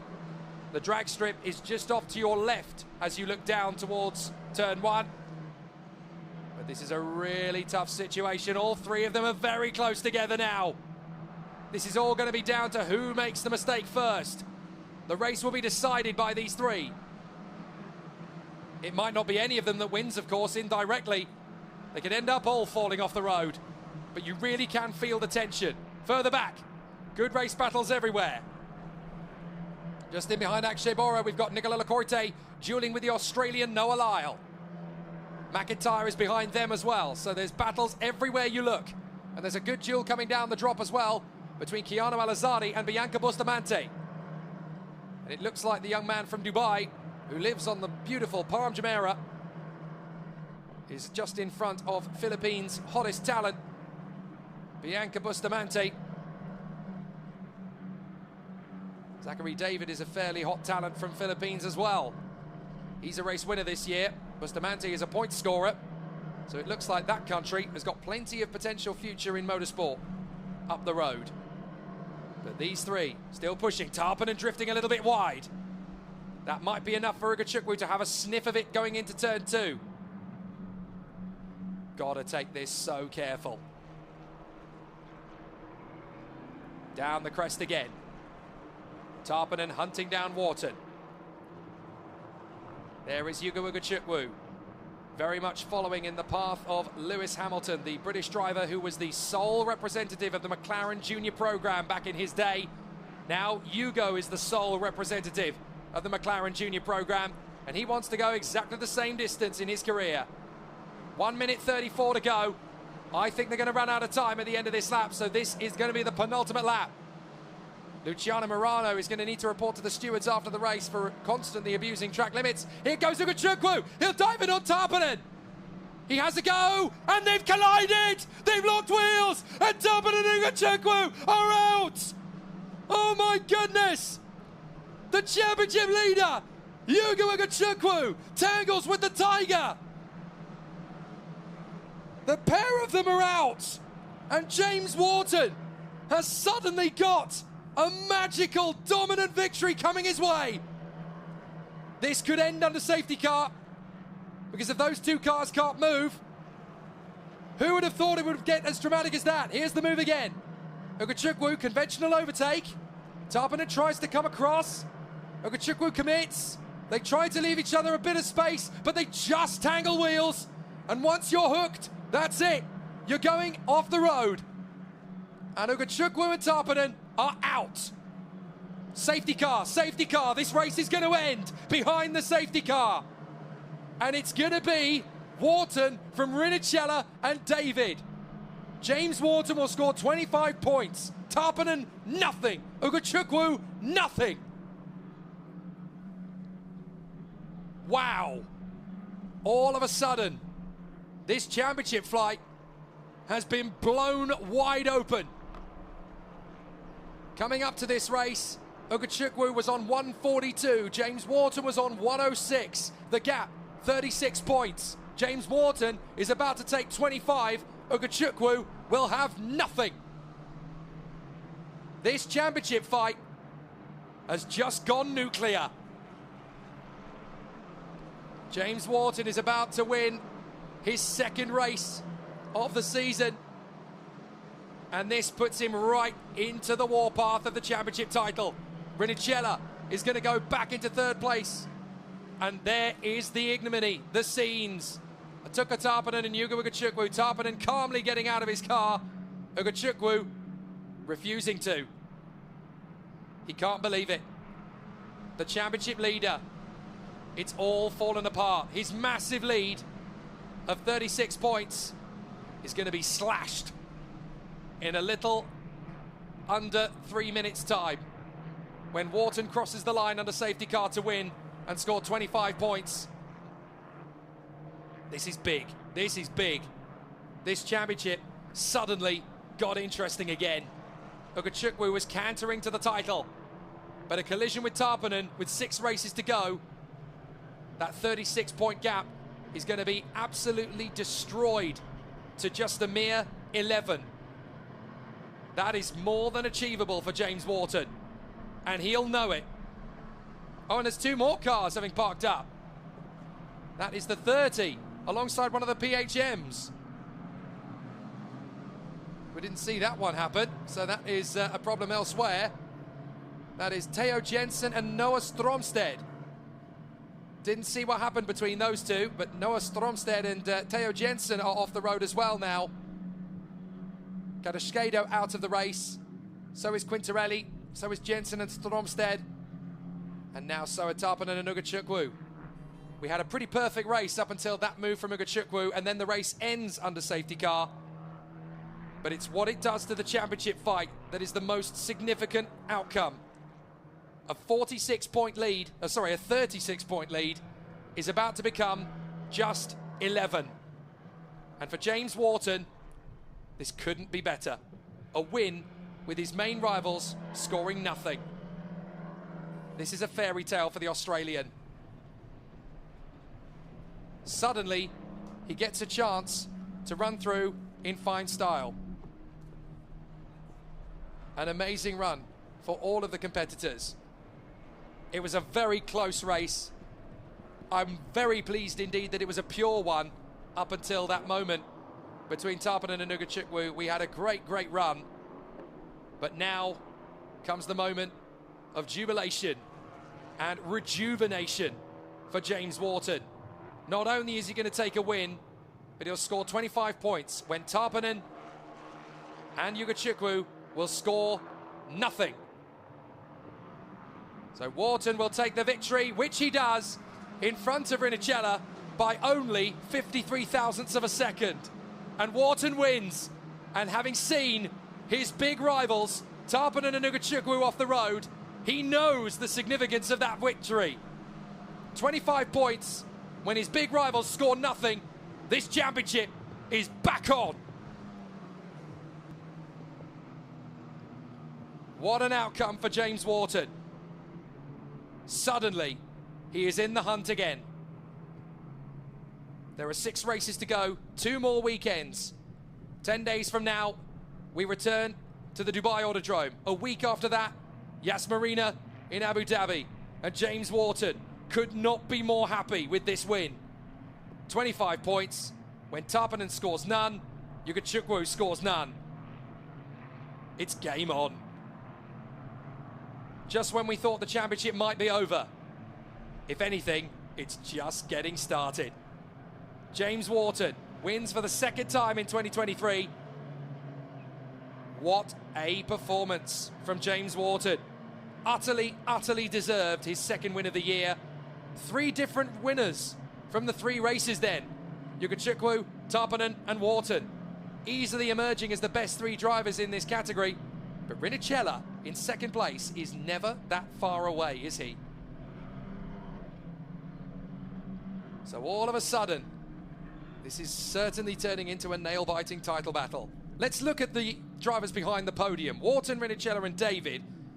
We need to point out that in 4th place is Federico Rifai from XL Motorsport. He has charged his way through, the young man from Dubai, in 4th position. What a run from Federico Rifai. Such an impressive drive. Arvid Lindblad finishes 5th. A good run there. 6th position for James Bezique. And then Hiyu Yamakoshi, Dion Gauda in the points.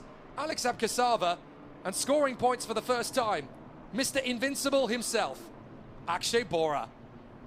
What a great race. It's been a week of firsts here in Kuwait Motor Town. But what an amazing battle we now have in this championship.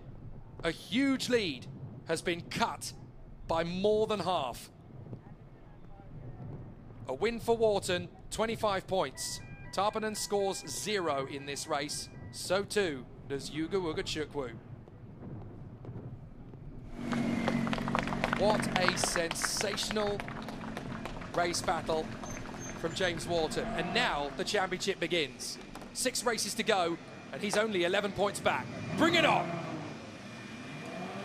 This is going to be a big celebration. James Wharton is very happy. The sense of relief will be magic. And for the next 10 days, the momentum and the psychological edge is going to be with him. Incident between Nugachukwu and Tuka Tarpanen under investigation. This might not even be over yet. If one of them gets a grid penalty for race 1 at Dubai, then things get very interesting indeed. James Wharton wins from Valerio Rinicella and Zachary David. But check out the point scorers behind. Federico Rifai is 4th. Lindblad is 5th. James Bezique, a brilliant 6th. Yamakoshi, Gauda, Abkasava and Akshay Bora. Well done, all of you. You utterly deserve the points. 11th place for Nicola Lacorte from Noah Lyle and Will McIntyre. Keanu Alazari, 14th place. What a comeback. Bianca Bustamante and Lena Bueller drove beautifully, 15th and 16th. From Kanato Lee, Valentin Klus, Rishon Rajiv, and Hamdou Al-Kubaisi. What an amazing race. A pure race up until the collision. And that's what F4 UAE can give you. Some great drama. Down in the pits, James Wharton is now with Feline Wang. Hey, Hey, James, brilliant job, and tell us more about it. This is your second win of the season. Also, you earned yourself a very valuable 25 points for the season. Yeah, exactly. Like it was one of the hardest races I've ever done. First race here without safety cars, so didn't know what the tires we got to do, but kept my head. And other people's mistake is what I need to capitalize at the moment. And we're time to win the championship now. 25 points in the bag, but still a long way to go. Okay, congratulations. 那刚刚呢，我们是问到 James， 他说呢，他开始起步之后呢，就还好，但是呢，在安全车之后呢，也有很多的事故发生。不过呢，他依然保持了领先的位置，最后拿到了冠军。那么这个也让他在整个的一个赛季当中的总积分榜上有一个很好的积分。不过呢，还有很长的路要走。Back to you guys. Thank you, Feline. A great victory for James Wharton. For me, though, the driver of the race has got to be Federico Rafai. Started P15th, charged forward to P4. Great work from the XL Motorsport team.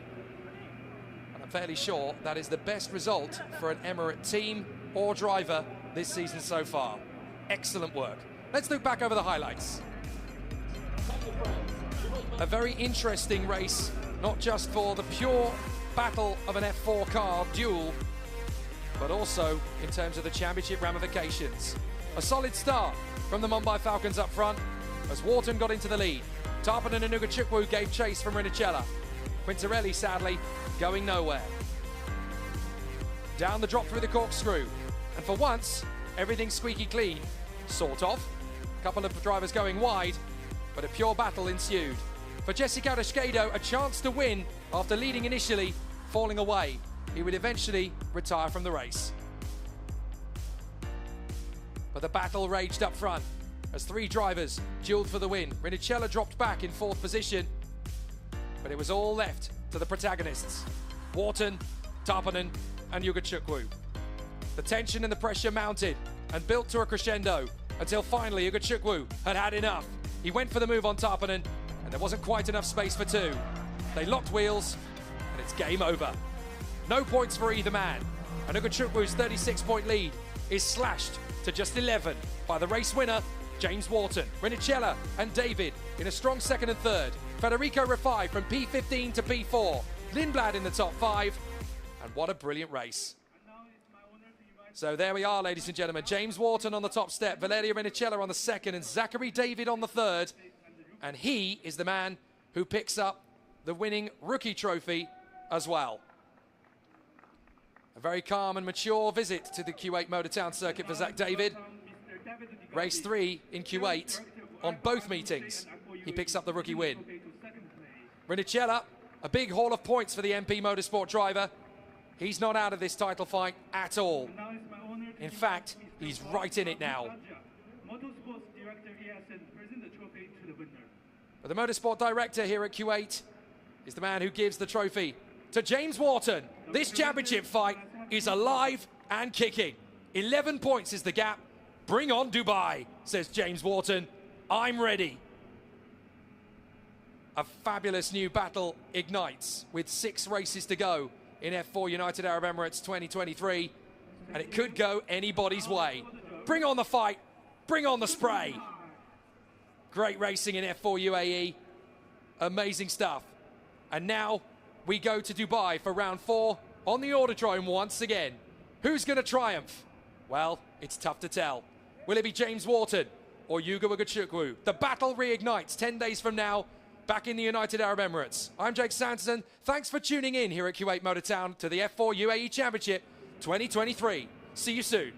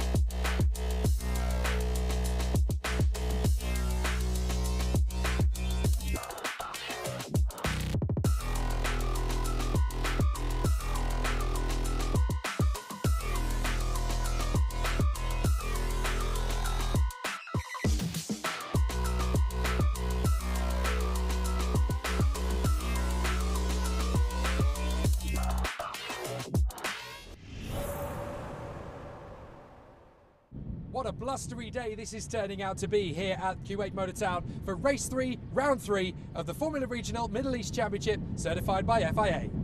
各位观众，大家好，欢迎回到我们的直播现场。即将进行的是国际汽联中东区域方程式锦标赛第3站第3回合的正赛了。这也是我们在科威特汽车城赛道所进行到最后一回合的比赛了。So Jake, tell us more about the last corner behind us. And in the previous race, it seems like a lot of drivers are having trouble here to exceed the track limit here. Yeah, it's basically down to the crosswinds that we've got here. The stronger the wind, the more dust and more gravel is actually going to be blown over the circuit. And certainly here at the final corner where we've got this drop down the crest into a heavy braking zone, so many drivers got it wrong because every lap the circuit was changing. It's actually even potentially caught out Andrea Antonelli, one of the many drivers investigated for track limits. He may not even be able to hold on to his race 2 win. 那么在我们身后的这个最后一个弯角呢，很多车手在之前的比赛当中都发生了4轮出白线的情况。那 Jake 也提到呢，这是因为这里的现在目前风是非常的大的，同时呢让这个赛道变得非常的湿滑，而且是因为是一个下坡，所以很容易发生这个车手无法掌控车辆这个刹车的问题。那么不过在今天的比赛开始之前，先让我们回顾一下早些时候上一场比赛的精彩集锦。Race 2 turned out to be one of the most exciting races of the entire year. Let's look back at how it unfolded. A great battle in race 2, probably one of the most exciting Formula Regional races ever. And a very exciting one right from the start, as drivers were already dealing with crosswinds and blustery gales. From the start of the race, Kidil Smal from the reverse grid pole led through as Aidan Neat duelled for the lead. But when 5 goes into 1, someone's coming off worse, and on this occasion it was Aidan Neat as he watched Rafael Kamara and Nikita Bedrin collect around him. All 3 drivers effectively out on the spot. When the race resumed, Taylor Barnard was left to duel with his teammate Joshua Dufek and Kidil Smal, the new boy at Mumbai Falcons. Barnard finally got through and started to check out over at the front of the field.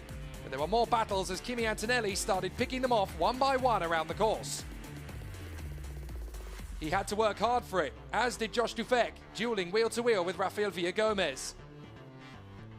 Then Taylor Barnard started to struggle. You could see smoke coming off his car, and there was clearly an issue of some kind. Kidil Smal was the first to get around him, then Kimi Antonelli did likewise, and eventually Barnard would drop to the back and out of the race. Great battles midfield as Nikhil Bora duelled with Montoya, Inter Furvazak, and of course, Michael Shin. Eventually Antonelli got his move and got past Kidil Smal to pull away, but Rafael Villagomez wanted second and made sure he stole it from Kidil Smal in the closing stages. Not that Smal was going to let him have it for long. Antonelli triumphed for the 2nd time in this week, and what an amazing performance from 10th on the grid to 1st. Can anybody stop him in race 3 from pulling off a hat-trick? A hat-trick that is absolutely unheard of in Formula Regional. Just never happens, and on this occasion it might just happen today. The Formula Regional Middle East Championship, round 3, race 3 here at Kuwait Motor Town. It's been an incredible week that we have been here on this brand new facility and this great new circuit. Pole position though is none of them. It's Sami Megatuniv with Feline. Hey Sami, back on pole again, and can you win again like you did 4 days ago? Yeah, we had bad luck yesterday and this morning, but the pace was for sure there. So now we start on pole. Let's win to finish the weekend. Okay, good luck with the race. Yeah. 那刚刚我问到呢，Sami他在4天前呢也是拿到了一个 pole to win 的一个好成绩，他可不可以复制之前的成功呢？他说没问题的，因为他这个比赛周的这个速度一直都是非常快的。Okay, also Jake, just for information, and they also Sami is using new tires for this race. Back to you guys. Thanks, Feline, and that is critical information because, of course, if you've got fresh tyres left for this race, of course you stick them on. They only have 3 sets of tyres over the course of an entire race week, so you have to make sure you make good use of them. So for round 2 and for round 3, they've only had 3 sets of tyres for each round to make good use of. They will always put a fresh set on for Q1, then change them for a fresh set for Q2, which means you only have 1 fresh set left. You have to make good use of them. There is Marty Boyer, who lines up 2nd on the grid for this one, alongside his teammate Sami Megatuniv.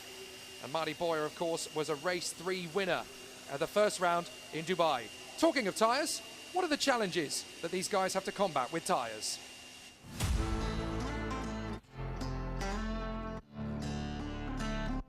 For this series, there are many very best excellent drivers from all the world. Also, this is the first time we come here. The temperature here is really cold, especially in the morning. So it's really very challenging for the tires. But according to the feedback from last race week, the tires performed quite well, combined with the team's professional alignment and the driver's professional skills. And then once the temp is there, you really need to respect the tire. Like if you respect the tire and the balance is in a really good place, it's really easy to go really quick. And you can see that some drivers during the race. At the end of the race, there'll be quite big gaps just because the car is more set up to the driving style and they're able to manage the tires better. And I think here is going to be key for the races. Not too bad so far. I mean, I adapted pretty well. They're not massively different to what we've been on before. They're just a little bit harder. But I mean, that's to deal with these temperatures out here. Though today it's not been very warm. I've had my coat on all day, so we come out here for the warmth with the warm tyres. But yeah, it's not quite been that way so far. But no, they're quite fine really. The driving style is the same, so you don't have to change too much. For sure, they're different. The compound, the structure, everything. But I mean, I think at the end, the driver, it's part of us now to adapt to the tire and really just get the maximum performance out of what you have. So I mean, at the end, you just need to see a bit the tires, what the potential are. And I mean, at the end, once you get used to them, they're good. I mean, they're good tires. Not too much drag, which makes racing good. You know, you can push every lap, which is quite nice. So yeah, at the end, when you get used to them, they're just tires. And at the end, you need to push as much as you can, and yeah, they're nice. I think these tires, they have a good lasting of degradation. They don't degrade too fast, and they have a good peak performance. So quite well. They are quite hard compound, but doesn't affect on making the best time as soon as the driver goes on the track. I expected a bit more of degradation on this track because there is actually a lot of long corners and like 4 corners in a row, like T12. But at the end, I think the tarmac is really fresh and really good. So at the end, the degradation is not so bad. You still have to manage and you feel a difference, but on my side, it was not too bad. And yeah, for the moment, I'm happy with that.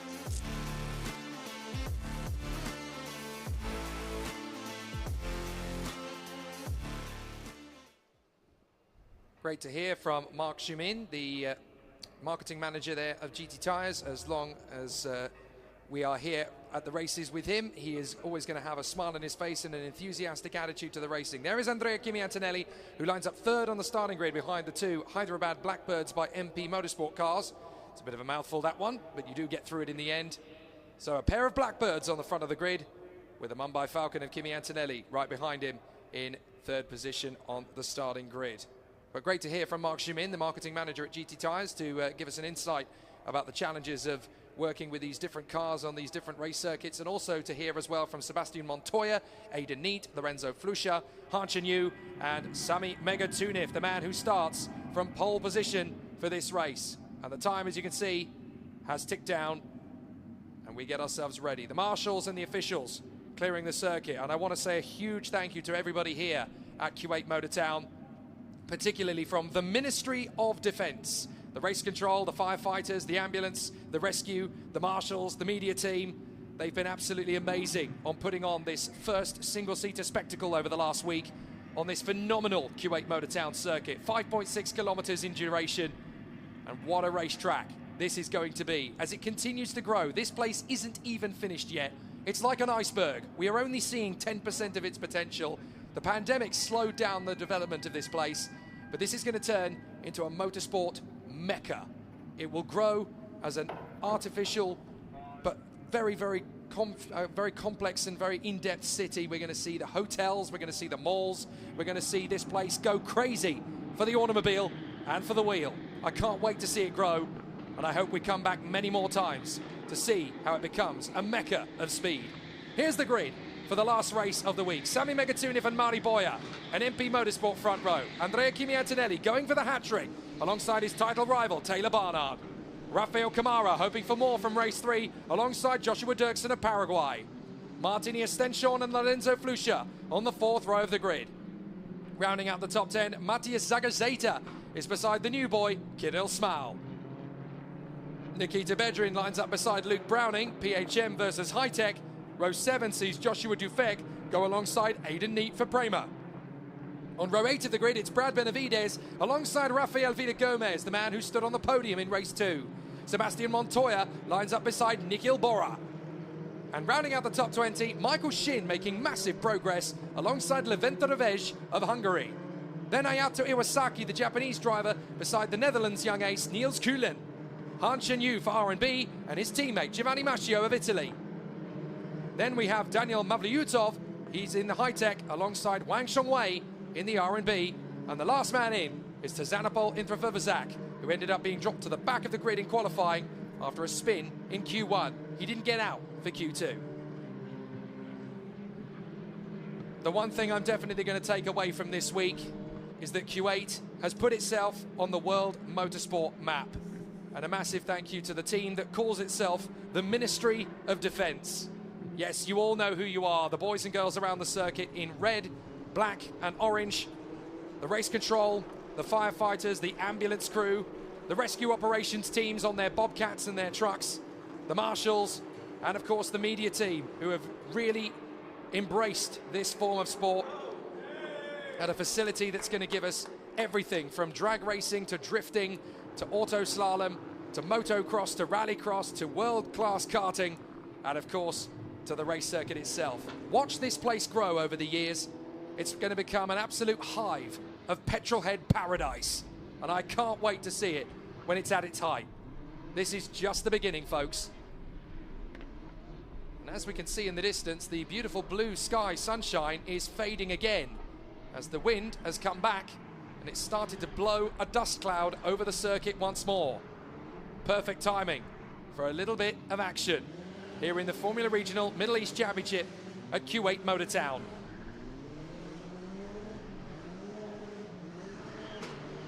Seven races remain in this Formula Regional Middle East Championship 2023. And here at Kuwait Motor Town, we've already had enough excitement and drama to last a year.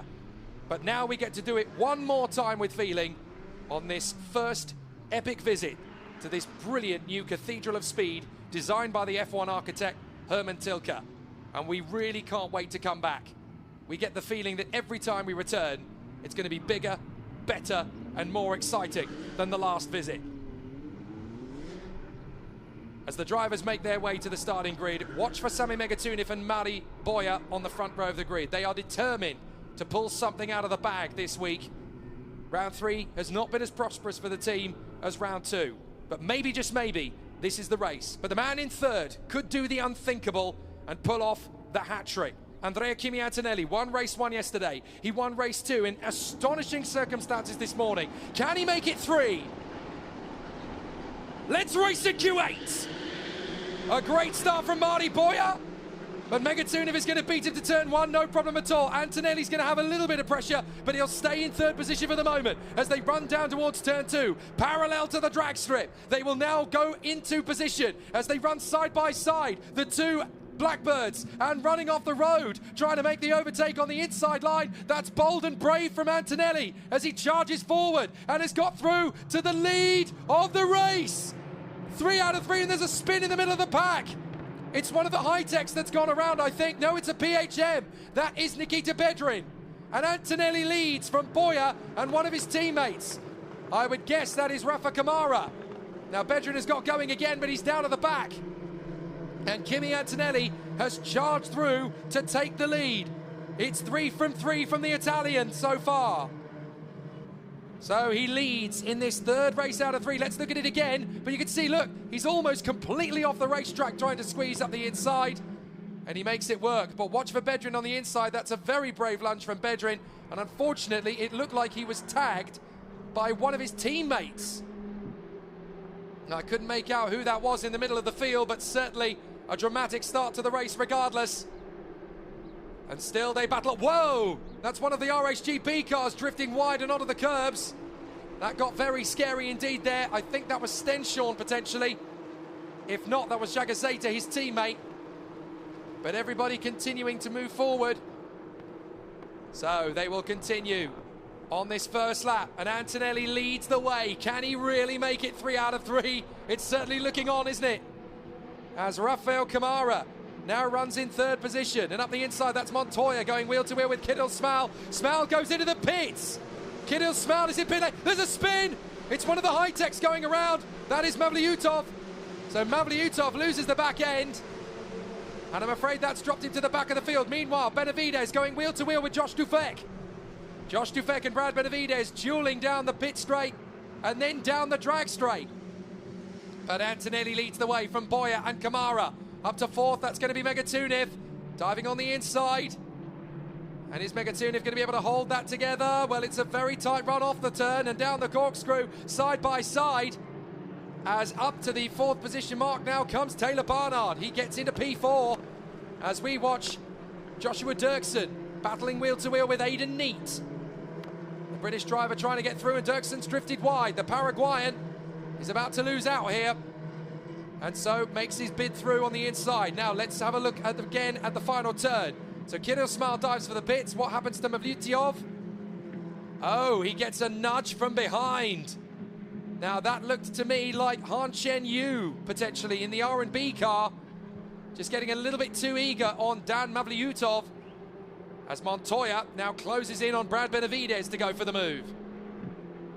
It's not been a great start for the Red Bull Juniors in Kuwait, has it? All the way through this week, they've been on the back foot. Hopefully when they get back to Dubai, they'll be back on winning form again. But this has been a real knife edge for everybody to learn the circuit and get up to speed quickly. Antonelli, Boyer, Camara, the ABC of hot talent. Megatuniv is 4th, Barnard is 5th, Stenshorn, Dirksen, Flusha, Neat and Jagajeta. From 1st to 10th, you've got the A to Z of superstars, and there's a few more behind them. Antonelli just stretching away from Boyer and Camara. Barnard up to P4, then Megatuniv, Stenshorn and Flusha, Neat, Dirksen, Jagajeta, Dufek and Benavides. Car 12 is under investigation for overtaking beyond track limits at turn 2. That is Andrea Kimi Antonelli. Now, if he gets a penalty, he's going to have to get a step on it now and pull out a gap. Bit of a duel down into the braking zone. That's Jagajeta trying to keep Josh Dirksen at bay. So the South American duo racing for supremacy. And of course they've got the Colombian further back. This is coming over the top of the corkscrew. Still Jagajeta and Dirksen dueling, but Dirksen has it for the moment. Well, Kimi Antonelli is under investigation for overtaking for the lead beyond track limits, but if he can pull away and stretch out the advantage, if he gets a penalty, it might not cost him the win after all. And of course, he's under investigation for race 2 as well. My goodness me, the drama isn't done yet here at Kuwait Motor Town. He is the only driver to set a lap in under 1 minute 50 at the moment. 1:49.3 from Kimi, 1:50.3 for everybody else. He is a second faster per lap than anybody. And if he's on fresh tyres, you might not see him again, folks. Goodbye, Mr. Antonelli. Could just disappear out in front, but Marty Boyer and Rafael Camara could get on the podium yet again, just as they did in race 1. Now it looks as though there's been some repair work on Camara and Flusha's cars on the nose section. I think Camara has actually swapped nose cone top with Flusha. Flusha is currently battling away with the Norwegian Martinius Stenshorn. Boyer's trying to get away from Camara. And Taylor Barnard in 4th position is just watching his chances of catching up to Antonelli in the title fight disappearing. There was not a massive gap between them coming into this. Now there's going to be a big one as 75 points are on the march. Boyer having to go defensive against Rafael Camara. Camara still hungry for the move. Not going to let him get away. Down through the corkscrew. Trying to stay clear of the debris. And still they battle and rumble on. Camara still trying to put Marty Boyer from the Hyderabad Blackbirds under pressure. I should say Hyderabad Blackbirds by MP Motorsport. They are just as an Indian team as the Mumbai Falcons are, working in collaboration with their European counterparts. So the battles continue. Kirill Smal is out of the race, unfortunately. He pulled into the pits on that one and parked it. Car 8 under investigation for track limits at turn 4. That is Rafael Kamara. So both the Mumbai Falcons are under investigation up front. They really are pushing it. And there in fourth position, is Taylor Barnard, chasing down Kamara, who gets loose. Barnard is desperate to get back on the podium. He will feel, I could be a championship contender. I should be leading the championship now, had I had a little bit more luck go my way. So he will be desperate to get on the podium this time to finish off Q8 strong and head for Dubai with a clear head and good focus. Aidan Neat trying to shake off Zagazeta and Dirksen. Joshua Defect still running strong. A really solid battle continues here. And the contenders are making a clean breast of things. They want things to go smoothly. And it's very tough and tight at the top at the moment. Still the battles rage. Kimi Antonelli stretching away. 1:48.8 now from the Italian. He's going a second a lap, pretty much, quicker than anybody else. Flying down the drop in the corkscrew. As you see, the number 8 of Rafael Kamara along with Taylor Barnard. They are trying desperately not to straight line the chicane through the corkscrew section. Car 47 now has a track limits warning at turn 4. First warning, that's Nikhil Bora. But Antonelli, Boya and Kamara are the top 3 at the moment. Taylor Barnard is hustling the Brazilian all the way through as he works his way through the right, through the left, in the chicane, and making his way to these 5 right-handers. Through the first, flat. Through the second, flat. Through the third, you've got to straighten up the car a little bit on the apex. Get it a little bit tightened. Through turn 4, keep it nice and steady. Then you can straight line the curb at turn 5, provided you keep 2 wheels on the road. And then you go through the next pair of left-handers. There's Megatuniv being hunted down by Lorenzo Flusha. Martinius Stenshort, 7th. Aidan Neat is 8th. And into the pits to retire comes Luke Browning. Very unfortunate indeed for the British driver. He had a birthday yesterday. Not that it meant much to him. It was all backs to the wall yesterday. Very glum faces at High Tech. And I'm afraid here at Q8, it's a similar story again. But still, the race rumbles on. 18 minutes and 40 seconds to go. It seems that race 3, round 3, in both F4 and Formula Regional, appears to be the clean race. Antonelli, Boya, Kamara and Barnard. And now Kamara's really having to defend from Barnard. Barnard's got slightly ahead under brakes. Can he run round the outside? It's going to be tight. Barnard runs off the road. He's going to try and cut back in front of Kamara. Kamara squeaks and Barnard is through. Barnard into 3rd position. Kamara's not given up yet though. He's going to try and run it right round the outside. But surely that's going to be the slower line. He's not giving up on it though. He's still trying to get back through on the inside. Barnard defends. And this time, the pair of them coming out of that corner do not tangle as they did about 4 days ago. Kamara's back alongside Barnard. This time he's back in front. Rafael Kamara deals with Taylor Barnard. He deals with aggression by fighting with aggression. Kamara back through in front of Taylor Barnard. Great racing. Excellent stuff between the two of them. And in 5th position, trying to chase them down. Still, you can find Sami Megatuniv and Lorenzo Flusha. Martinius Stenshorn and Aidan Neat are in the mix. Zagazeta and Josh Dirksen are in the mix there as well. A fascinating duel and a great battle so far between them. But Antonelli is long gone. He is 5 seconds clear. Car 14, track limits at turn 20. First warning for Tazanopol into Fuvazak, who, to be fair, has gone from the back of the grid up to 18th. He is charging his way through, but he clearly hasn't done it as cleanly as the officials would like. Out of the final turn, onto the straight again. Antonelli long gone. Boya 2nd. Kamara under pressure from Barnard. Barnard's going to have him on the switch down the back straight again. Flat out through turn 1. Waiting for the moment. Kamara trying to shake him off, and this is where Barnard's going to go right to the edge of what is possible. Down to the braking zone, and Barnard is through. Kamara's still there around the outside though. Kamara drifts off the road this time. Barnard holds on a 3rd position. This time it's mine. Taylor Barnard back on the podium again. Car 12, track limits at turn 20. First warning, that is the race leader and championship leader, Andrea Antonelli. Got to be so careful with these track limits. They will throw the book at you. Bit of a squabble there from Barnard. Gathers it up on the exit curb. Kamara, Flusha and Megatuniv giving chase.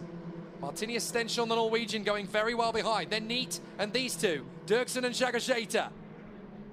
Joshua Dirksen for Paraguay, Matthias Jagajeta for Peru. The two South Americans in the points in race 3 at round 3. Great stuff so far.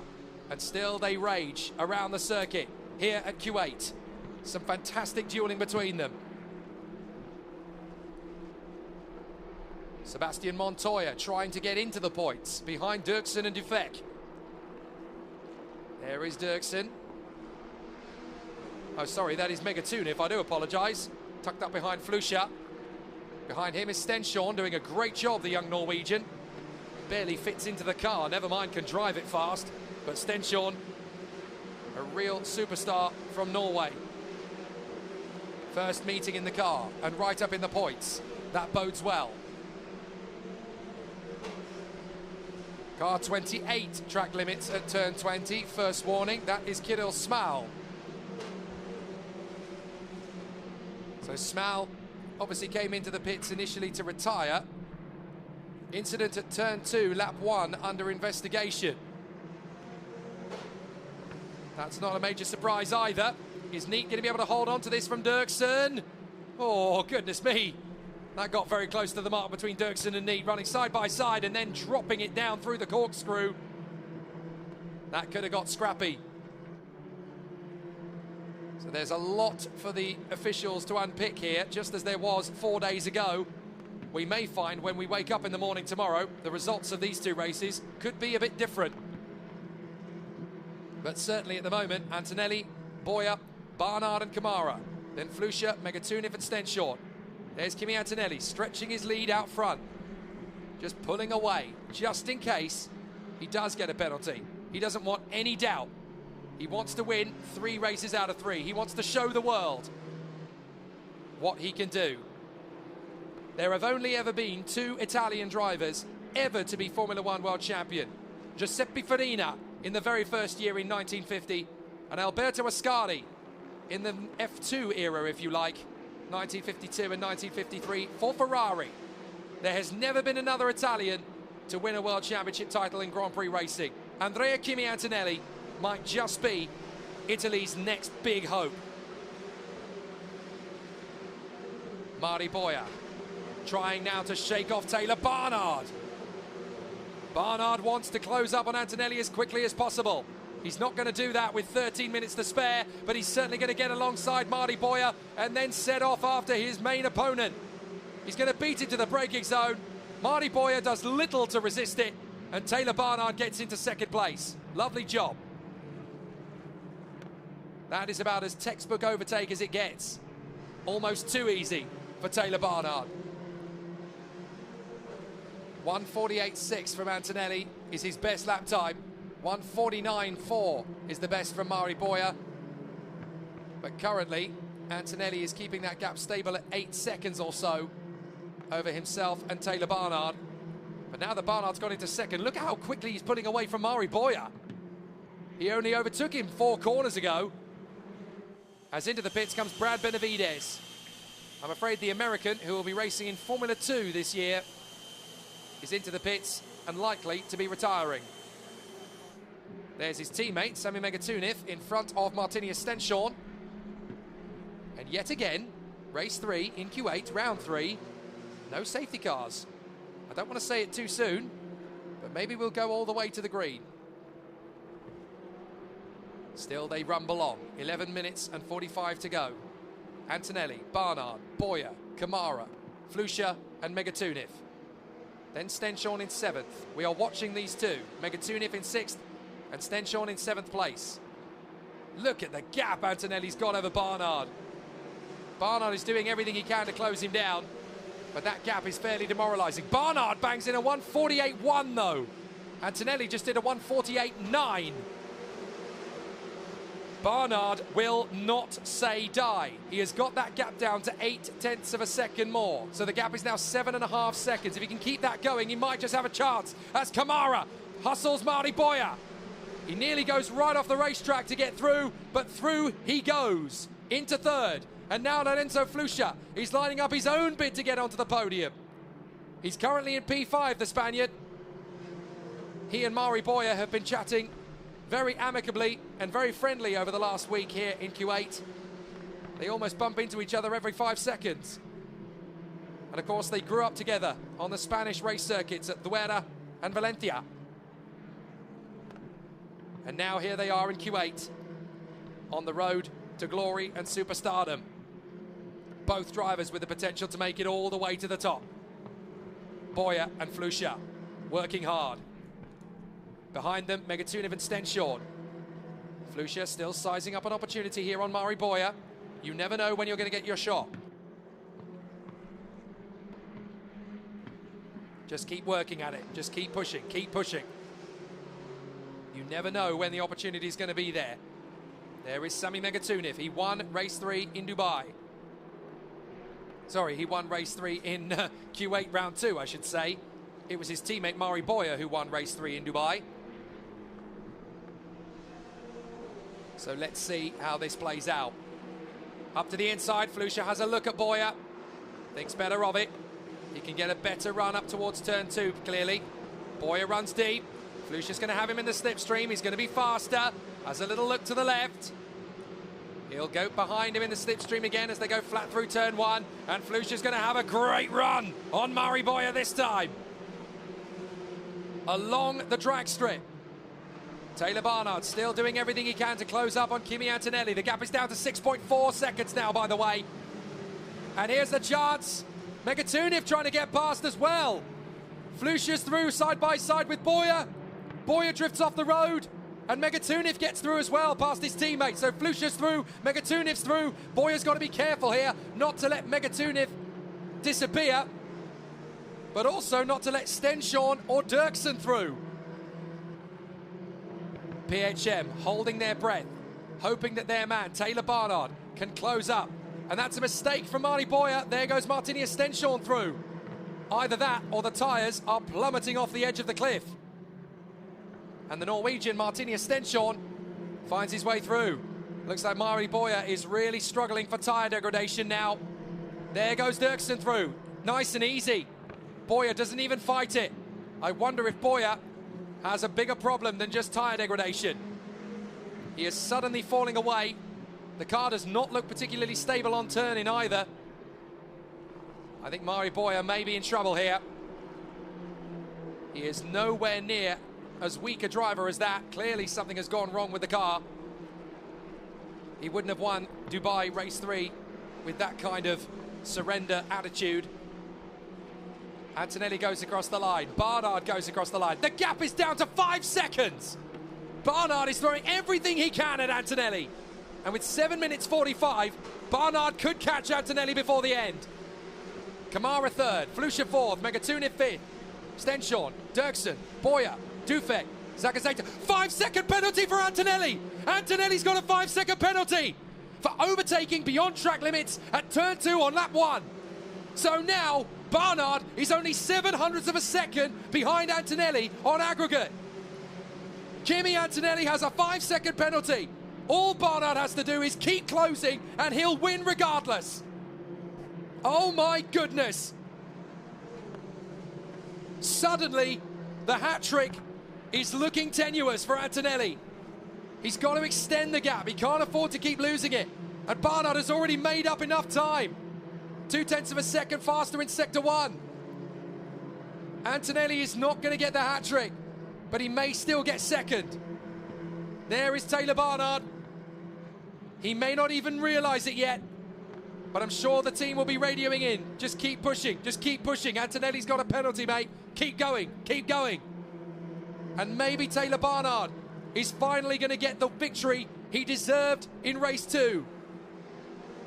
He inherited the win in race 2, round 2, from his teammate Josh Dufek, but it didn't really feel like a win to him.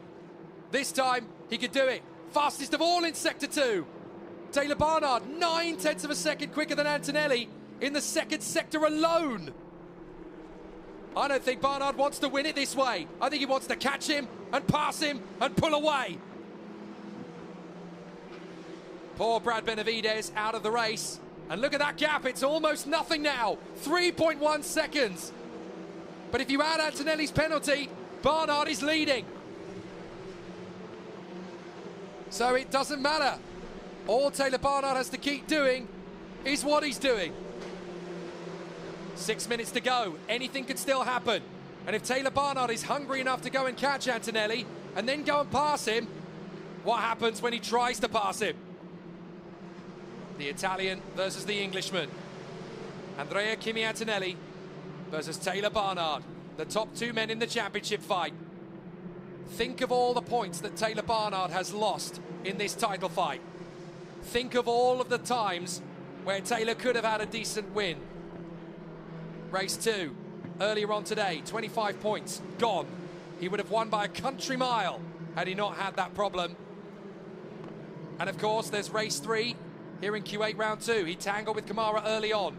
Had he not done that, he'd have picked up big points. Had he not had a rubbish qualifying in Dubai, he wouldn't have had to charge from the back of the grid to third. He could even have challenged for the win. Think of all the points that Taylor Barnard's lost. He'll be thinking about it. He'll be thinking, I still deserve to win this championship. We should be leading it already on all the points we've lost. I'm going for it. I could get him. I could beat him.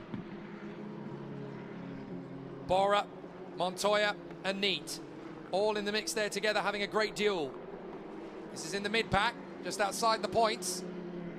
We've got Neat, Revej, Bora, Montoya and Villagomez, all in this little gaggle of cars. There is Rafael Kamara in third, Flusha in fourth. The gap comes down to 1.2 seconds between Antonelli and Barnard. This is a role reversal of what we saw in race 2. Barnard disappeared out in front and then it all suddenly disappeared. Has Antonelli pushed his tyres too hard too soon? Car 12, track limits at turn 19, second warning. Antonelli could end up with a second penalty if he's not careful. He's already got one. And there's the gap. Well, that is still Kamara versus Flusha. I do apologise. Here's Boya going wheel to wheel. Sorry, that's Dirksen making his bid on the inside of Martinius Stenshorn. So Dirksen gets through on the Norwegian. I really want to see the leaders at this point, because Barnard has closed in another 0.3 of a second on Antonelli. The gap can't be that big anymore. There they are. Barnard's right underneath Antonelli now. This is academic for Antonelli. He may as well just let Taylor Barnard go. BHM could sense the win, but they want Taylor to get him in a duel, not in the steward's office. They don't want him to win by a penalty. They don't want him to win on a technicality. They want him to win by rolling his sleeves up and going for glory, just the way Taylor Barnard can. Both of these drivers scouted by F1 royalty at a very young age. Andrea Kimi Antonelli, part of the Mercedes Junior Driver Program. Taylor Barnard, picked up by a Formula 1 world champion himself, Nico Rosberg, when he was in karting. Both operations could see just how talented these boys are. And Taylor Barnard, he is wrestling with his own demons to go after Kimi Antonelli. He's going to be in the slipstream. This is going to be easy pickings for Barnard if he gets it right. Antonelli's got to be thinking about the championship here. Barnard is the man chasing him down. How is this going to play? Antonelli's not going to give him any fight. Barnard's going to sweep through and get him before they even get to the braking zone. Taylor Barnard gets through and takes the lead. Surely now, with 2 minutes left on the clock, plus the bonus lap that comes after, surely this time, Taylor Barnard is going to be paid a little visit by Lady Luck. A brilliant run from Taylor Barnard. But this might not be done for Kimi. He's still got a 5-second penalty on top of what he's already losing. So Rafael Kamara may be able to get into second place here. But I tell you what, the rookies are dominating today in race 3. Oh, bit of a battle between Levi Revej and Nikhil Bora, the teammates at RHGP. Careful, boys. You can battle, you can duel, but whatever you do, don't take each other out. I said don't take each other out. They nearly do. Nikhil Bora goes the long way round Revej. And Nikhil Bora now hunting down the Hungarian. Nikhil Bora, of course, won race 2 in Dubai. He nearly goes for it there. That would have been bold as brass. But Nikhil Bora comes off the back of a win in Dubai. And of course, he helped his team, Godspeed Kochi, win the title in the Indian Racing League back in December. Nikhil Bora is a changed man over the last 2 to 3 months. There was a little nervousness to him. There was a little bit of cautiousness to him.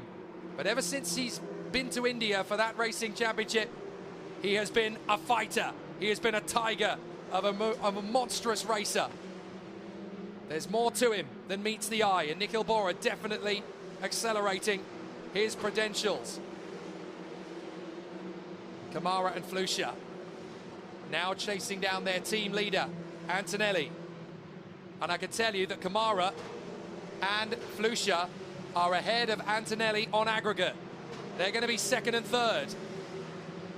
Antonelli still has a 5-second penalty to add to his time, don't forget. So he's going to drop behind his teammates. Kamara is technically second. Flusha is technically third. Antonelli is running second on the road as time ticks down to 0. But Antonelli is not actually ahead of Kamara and Flusha when you take the 5-second penalty into account.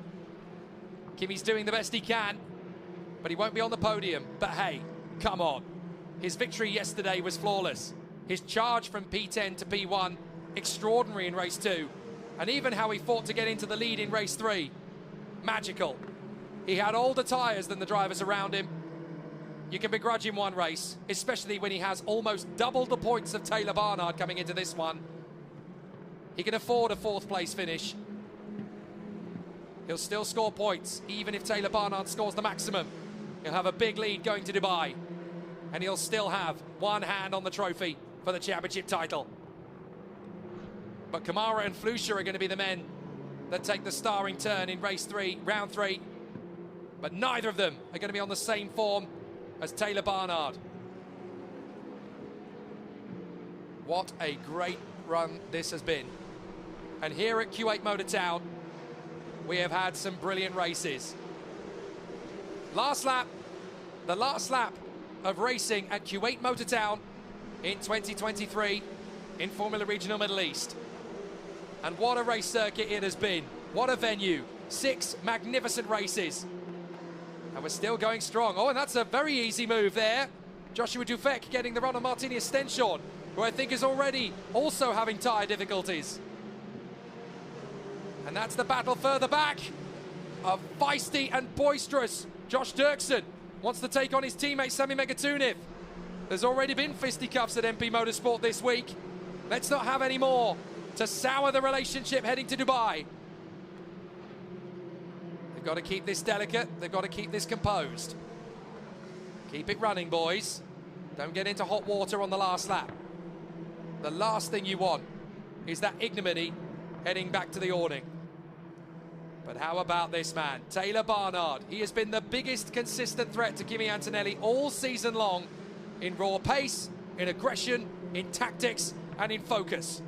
He's had 0 luck all season as Taylor Barnard. Yes, he's had a victory, but he didn't win it on the road. In the back of his mind, that will always have played on him. But now, he has not just won on a technicality. He has not just won because somebody didn't do what they should have done. Barnard rolled up his sleeves, went for the victory, hunted it down, and took it. He seized it.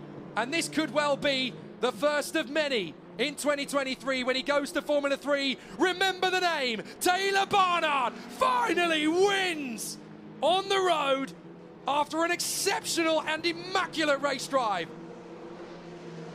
Kamara is second, Flusha is third, Antonelli drops to 4th with his 5-second penalty.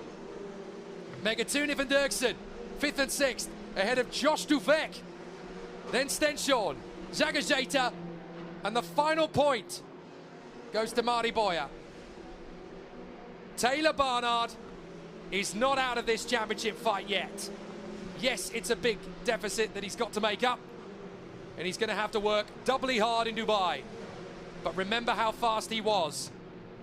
In race 1, he went from the back of the grid to 3rd. If they can get qualifying right, anything is possible. All it takes is 1 or 2 little errors from the Mumbai Falcons, and Taylor Barnard is right back in business. This isn't over, baby. It's just got started. Well done to Rafael Kamara. Well done to Lorenzo Flusha. 2nd and 3rd. A great run for the Brazilian and a great run for the Spaniard. But Taylor Barnard is enjoying the moment, and so he should. A great performance from Taylor Barnard to get his first on-the-road victory after inheriting race 2 in Kuwait 4 days ago from his teammate Joshua Dufek, who won beautifully, but sadly it was taken away from him on a technicality. Rafael Kamara matches his best result with a 2nd place finish again. Surely it's only a matter of when rather than if he'll win a race in 2023. But Taylor Barnard gets to soak this one up. Only last night it was announced that he is going to be racing for Genza Motorsport in Formula 3 on the Formula 1 weekend. When he told me about it, he couldn't stop grinning. I can't believe how this year's going to turn out. I couldn't be more motivated, couldn't be more fired up. I'm going for this. I've got nothing to lose. And he's driving like a superstar. The news headlines may have been about Andrea Kimi Antonelli for most of this weekend, but don't you dare forget Taylor Barnard. He's not done yet, folks. This championship title won't be over until Taylor Barnard says so. Some great racing here at Kuwait Motor Town. 6 fabulous races. 5 different race winners. On the road at least. 4 in actuality. 2 wins for Taylor Barnard, 2 wins. Oh, and that's an off on the final lap. That's Han Chen Yu. Han Chen Yu has had an off on the way back to the pits. That's rather embarrassing. Kamara and Flusha will join our winner on the podium, but it's time for PHM Racing to make some noise. And they definitely will. Taylor Barnard, steering wheel in. Let's enjoy the moment. And that's what it means to the whole team. 9 races of hard work. And there it is, there at last. All that potential, all that promise, all that hope realized in one epic, epic charge. Taylor Barnard, take a bow. Well done. Such an immaculate race drive. Everyone had already figured out, well, Antonelli's got this hat-trick on a plate. Oh no, he doesn't. A great storm back from Taylor Barnard. He takes the victory, and rightfully so. Rafael Kamara in 2nd from Lorenzo Flusha and Andrea Kimi Antonelli. Sami Megatuniv and Josh Dirksen, then Joshua Dufek, and the final points scored by Martini Stenchon, Matthias Zagazeta, and Mari Boya. Nikhil Bora in 11th in front of Levento Devej, Sebastian Montoya and Rafael Villa-Gomez, then Nikita Bedrin, Aidan Neat and Michael Shin, Han Chen Yu, Giovanni Mascio, and Ayato Iwasaki. Just 2 retirements in the end, Luke Browning and Brad Benavides. Kid Osmal finishing at the back after some useful track time. So, it's time to hear from our race winner. Feline is with him. Hey, Taylor started from P4 and finished P1. You must be happy to conclude your weekend here, this way. Yeah, of course, we've had a difficult weekend so far. Last race was very unfortunate, but we managed to redeem ourselves in the last race, and yeah, the gap looked very big, but in the end we had the pace to catch up, and yeah, I'm very happy for the team and myself, obviously. Thank you. Congratulations. Yeah. 那刚刚呢，我是问到 Taylor 呢，他是从第4位发车，最后以第1位完赛。他也提到呢，这一周呢，其实他遇到了很多的困难。不过呢，这个结果呢，是让他非常的开心。他最后呢，也是有一个很快的速度，最后呢拿到了第1名，非常的开心。Back to you guys. Thanks, Feline. We'll see you in Dubai. Obviously, we are also speaking in Chinese in deference to our Chinese television audience. They are live on Chinese television as well.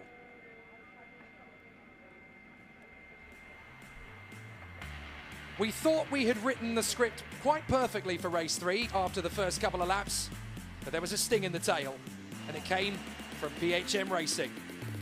Off the line, no problems at all for the two leaders, but Andrea Kimi Antonelli had a game plan. Outfox Taylor Barnard to turn 1, and then get on with it. Dive through on the inside. Unfortunately, his move was a little bit cheeky. There were problems further back, as we had a spin in the middle of the gaggle. Problems for Kirill Smal. Luke Browning would be out of the race. Dan Mavlyutov would spin it in the final bend. But Taylor Barnard was just on a quest. Made his move on Lorenzo Flusha, held the move, held the position.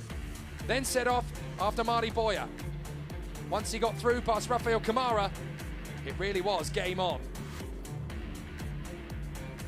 As Taylor Barnard made it one by one, there was some very special race battles further back too, from Marty Boyer and Sami Megatuniv, along with Lorenzo Flusha. But by the time Taylor Barnard caught Andrea Kimi Antonelli, we already knew that the Italian had a penalty for his move on lap 1, but it didn't matter. Taylor Barnard wanted the win his way, and he got it. Not only did he win, he pulled well clear.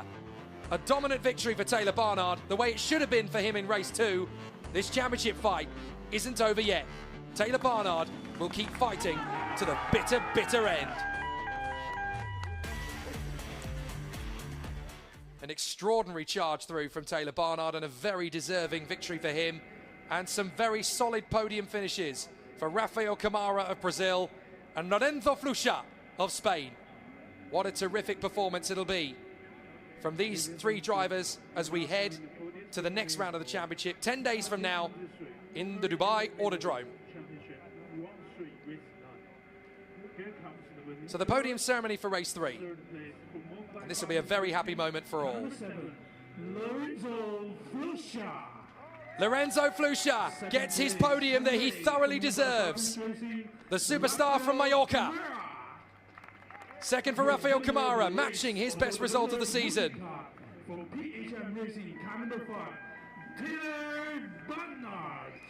At last, Taylor Barnard gets there on merit. Hard work and determination on the top step. It cannot be denied. Taylor Barnard is the hero of the hour. Lorenzo Flusha deserves his place on the rostrum. Third position for him, and a great charge it was. Second for Rafael Kamara. Still more points being banked by the very talented Brazilian. But now a pair of trophies will go to Taylor Barnard. He gets the win overall and the rookie win as well. This title fight isn't over, folks. Taylor Barnard has a few more things to say before it's all wrapped up. This is a tough championship full of incredible talent. And if you win a race here, it means something. This is going to be remembered by Taylor Barnard and the PHM Racing team for a long time. And of course, importantly, the psychological edge is with them heading to Dubai. Guess what, boys? It's time to get busy with a fizzy. Three very happy young men who in 10 days' time will do battle once again at Dubai. Is Taylor Barnard going to have the strength and the luck to catch Andrea Kimi Antonelli? It certainly isn't over yet. And for Taylor Barnard, it's his moment to shine. Andrea Kimi Antonelli and Taylor Barnard accelerate away from the pack as their championship battle goes back to the United Arab Emirates. We are going to enjoy the soaking and the celebrations here. But from myself, Jake Sanson, my partner, Feline Wang, and the whole team, thank you, Kuwait Motor Town. You've been amazing. We can't wait to come back.